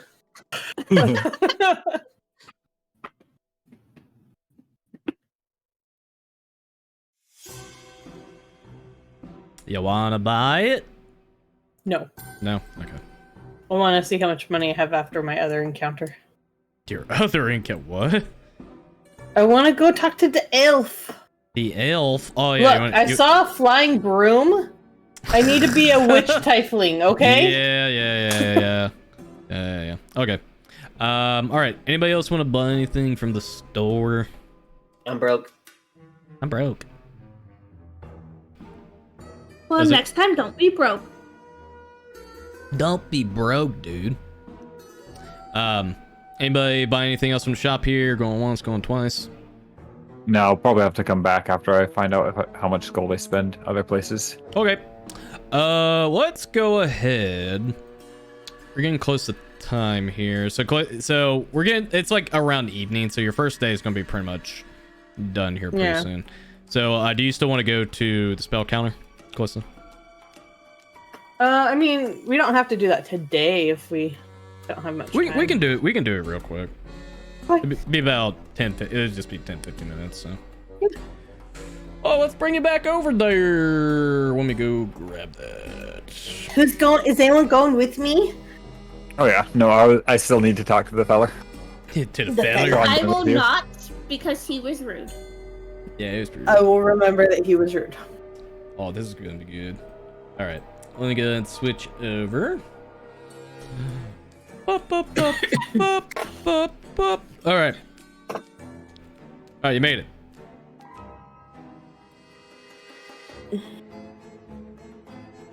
Interesting. Welcome to spell counter. How may I help? Oh. Interesting. Oh.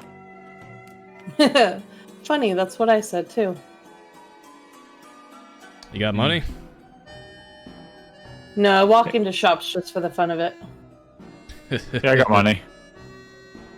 Really? You don't look like you do. Fair. I usually don't, honestly. You just see him just take a big drag out from the pipe. It just blows this purple smoke in your direction. No, that's for the Oh, stench. that's came really from. cool. Is that magical? Like, walk directly into the smoke. Like, waving around. What do you want?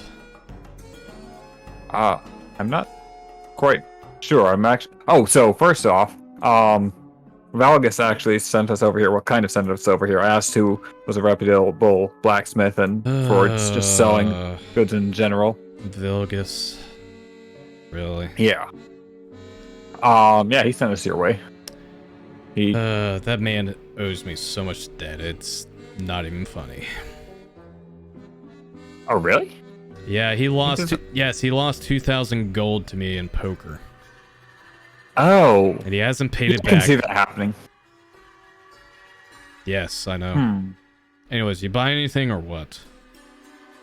Yeah. What do you have for sale? Maybe. I think. I don't know. Do I really have to spell it out to you? Yeah, I need to know what the magical items do. Might be easier if otherwise you they're not much talk it useful out. to me. All right, look at the sheet, Tiny. Right. I'm not gonna RP it out. Yeah, no, that's cool. Yeah, so there's the magic items. There's the sample enchantments, and obviously you can commission anything you want in there. So yeah, that's what's on there. I wanted to make it known that I'm going around and literally touching everything, picking it up, looking at, putting it down. No. You stay right there for a minute. He won't notice it boy. until he starts explaining it, and then he sees you going over to touch things. He's like, "Hey, get your filthy red hands off that merchandise." Funny, I don't remember rats having 5 fingers.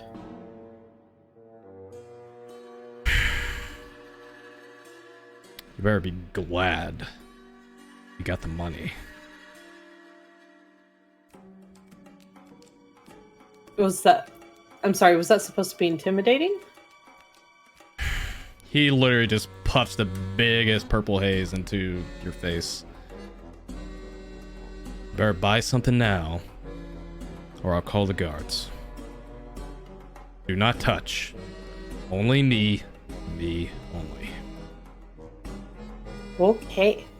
I heard that there was a broom and a pearl here that might interest me. You see the broom literally shoot out from this chest over here, flies to him, and he grips it by the hand. It's right here. And the pearl? Pulls it out of his pocket. How does 1500 sound? Let me see what the total of that is. 1700. Yeah, let me see. Let's see. The pearl power. Yeah, 700. Broom was 500, I think. 1,000. Was it 1,000? Let me see. Yeah, it's I mean, we can say it was 500. I mean, I'll go no, down it's in price. 1,000. I just couldn't remember. I don't even remember my freaking shop prices after that. Too much math. Okay. How dare you not remember every detail. Okay, so you're wanting to do 1,700 as opposed to 1,900. 1,500. Oh, 1,500. Well, because it is 1,700 originally, isn't it? Hang on. Might just. Because 700 and then 1,000. I just don't know how to math, dude. Hold on. Sorry. Yeah, it's 1,000. The pearl power was 7. Yeah, 700. Yeah, and the so 1,700. Yeah, okay, yeah, 1,700. Okay, and you offered 1,500. You said. Okay. You really think you're gonna lowball me like that after you tried to defile my goods here? You must be joking. I didn't defile anything. I washed these hands, thank you. I'm sure it's been bloodied plenty of times. Yes. Yes, it has. Make a persuasion check. Persuasion, it'll be okay. Do. That's not good. That's not gonna be okay. More reason to make it 1,800 at this rate.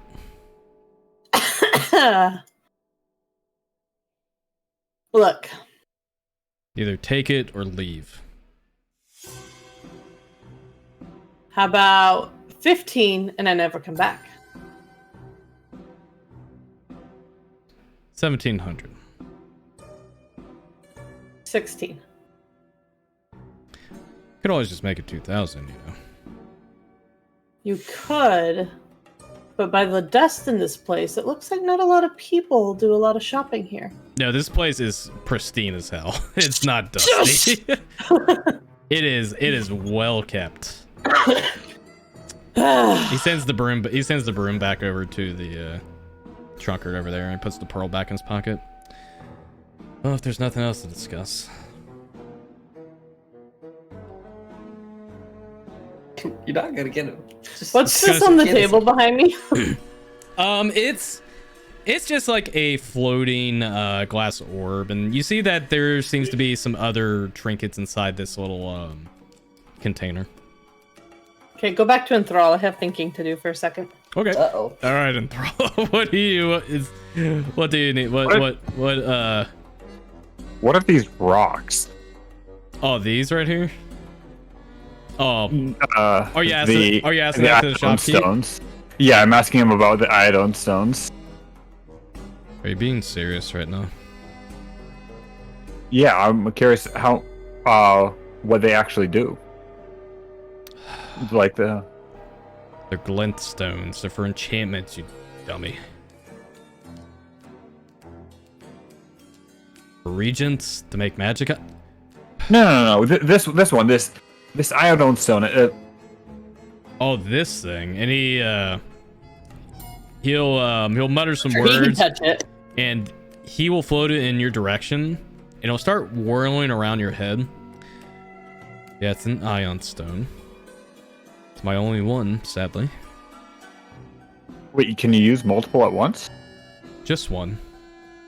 This is the only one I have in stock, though, and I don't just give this to anybody. I mean, I would assume you sell it. Yes, and he brings the ion stone back to his possession. Well, do you want it? Well, yeah, but I don't know that I have enough for it. I mean, I probably do. If you don't, you should leave. Okay. Yeah, I'll come back later. Thank you. Close, what are you doing? What are you scheming there, bud? She really just wants to like sit there and poke it, but she's not going to because she's really also wants this broom and Pearl. So she's like having this internal battle of like anger him more or get what she wants.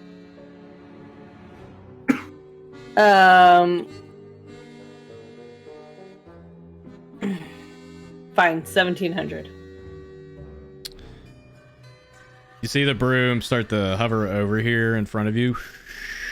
He pulls out the pearl and it just slides it to you. Takes the gold. Pleasure doing business with you, ma'am. Oh, I wish I could say the same. Get out.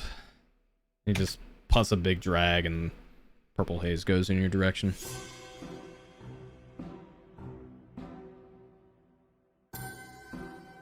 What's the broom do, Callista? I poke the ball and then start to walk out. Hey!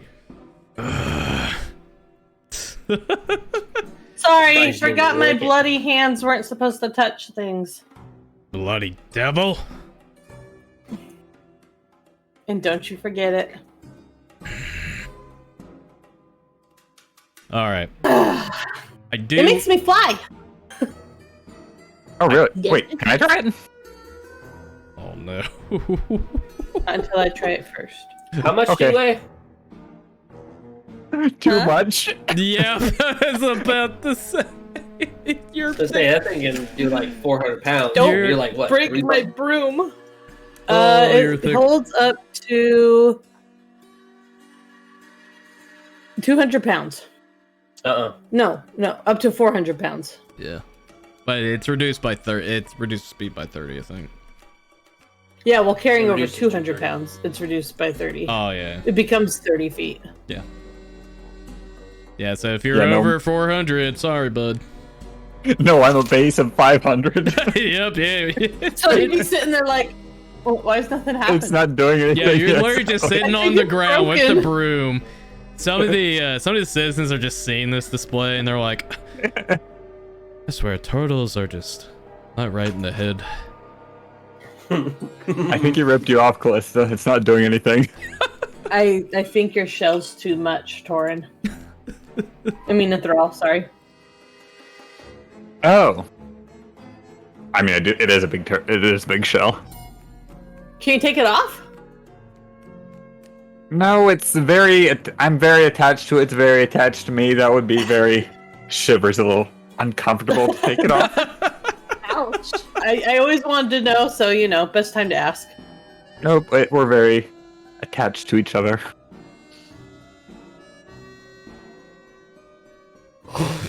Goodness fucking gracious. That was grim, Yes. dude. Alright, I do want to do one thing before we end, because Yeah. I think it'll be important. More for Torin's case. So, Torin, was there anything you wanted to do before you went back to the Calming Tide for the day? I'm only asking this specifically for you, and there's a reason. He's kind of done everything on his list. However, now that I think about it, he is gonna want to see if there's any place he can actually look for information on the glistening tundra. He really just doesn't have a lot there. Yeah. That will probably be something for next session. However, as you are coming to that thought, you do hear a commotion happening at Santa Square. The voices like the shouting you're hearing is familiar to you. Very familiar.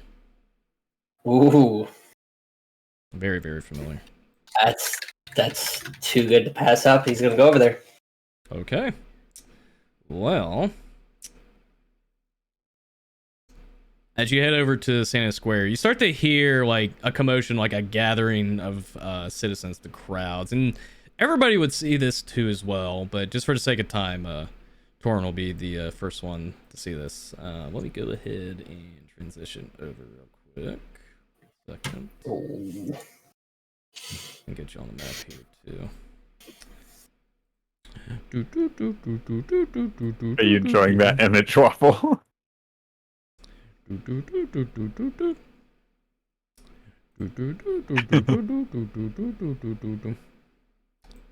All right. So, as you start to hear the commotion, you can't help but hear. It almost feels like a sense of nostalgia just hits you as you're walking over, and you recognize the shouting and the clanging of steel. Like, not necessarily that sounded like that of a battle, but it definitely sounds like that of swordplay and roughhousing, for the lack of a better term.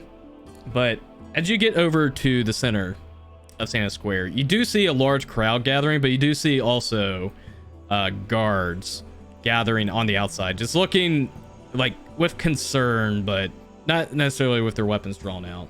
But you do see a large band of men in these familiar metal garbs of that of gladiators, almost of that of circus nature, and you will see these guys.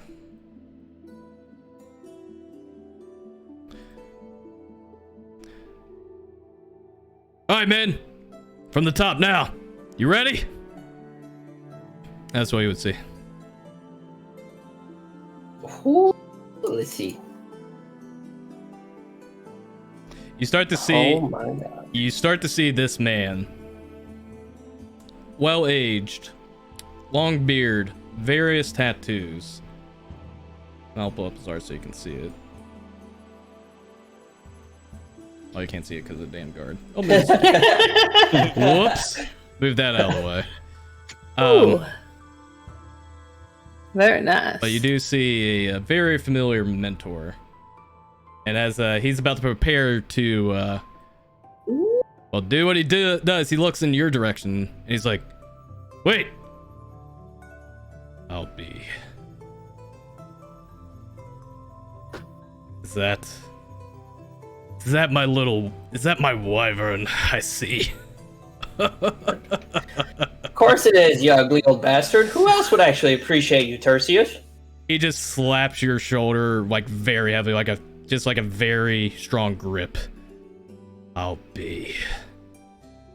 Torm returns it, a little claw. I cannot be. Never expect I'd see you out here. I didn't expect you'd still be around. Well, you just went off on your own? Say to make a legend of yourself? Unbelievable. To think I'd find you here of all places. To think you'd even be able to make it here. Sir, this is a authorized ground, and please, just give us some time. Come on, it's all right. It'll be brief. Come on, we're just trying to earn a keep here, okay? But Believe sir, me, if you step around, just see what they can do. They'll bring in a pretty big crowd. the guards kind of just like look at each other, and he's like, as long as no blood is spilt. No promises. Well, lad, we got a lot of catching up to do. In fact, I know a better way than catching up than the old times.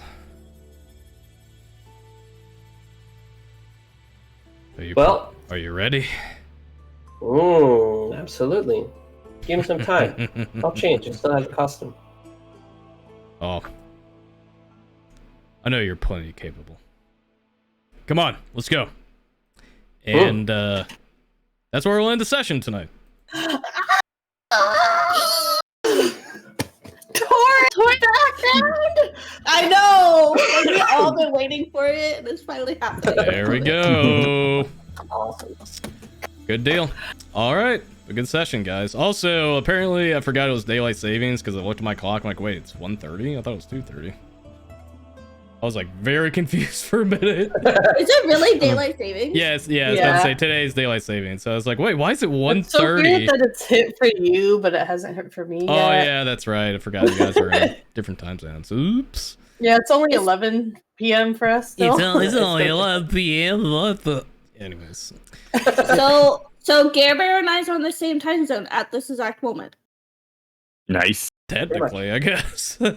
Yeah, because it's 1:26 for me. Yeah, but it's Tiny gonna be... too. Well, no, Tiny's in Eastern time, isn't he? Yeah, I'm Eastern. I'm with Oh. Gare. I was about to say. You see that Well, that's Okay. what I'm saying. He's on the same time zone as Nerdy now, because time's going okay. up. Now the three of us true. are all on the same one. Yeah, well, it's gonna change for you after 2:30. So, either way, For the next hour, you are the same. Yeah! that's an absolute mindfuck. All right, good That hasn't session. happened in years. All right, good session, guys. Nice little RP to start out chapter 2. But Tiny, Yep. that was creepy.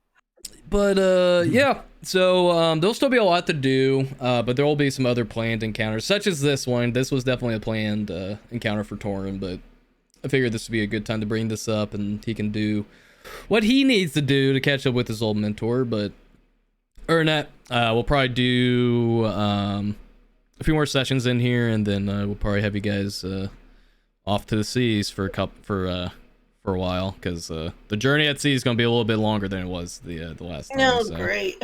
So, hope you guys are... I told you we're gonna tie you to the boat. We're good. All right, good deal. But I think I think I'll probably hang out with you guys for a little bit after I turn stream off. But Yay! but yeah, is everybody still good for next week? I know we got Yes. Thanksgiving Yes. week. I know we got Thanksgiving coming up too. We won't have a session on the 26th. Okay. Oh, okay. But yeah, so everybody's good with 12th. I'm locked in for the 12th. Plus, I'll be on vacation this week, so Yeah, should be there. good deal. All right, well, I'll say goodbye to Chad, and I'll hop back with you guys later. Yep. Okay. Same. See you. All right, go. Woo-wee! We're back, baby! Excellent. But yeah, thanks for watching, guys. It was good to be back. RP sessions are definitely enjoyable. Some people I know are a little iffy about like how long RP sessions can be, but honestly, I think this is like a good opportune time for everybody to flesh out backstories, get to know each other, and know the lore a little bit. But plus, it definitely was very like combat centric towards the end, so I figured I'd give these guys their time to shine and talk to each other. But anyway, I am out. Thank you for watching, guys. We will be back next Saturday, same time, 11 p.m. EST. And I'll see you guys next time. Thanks for watching.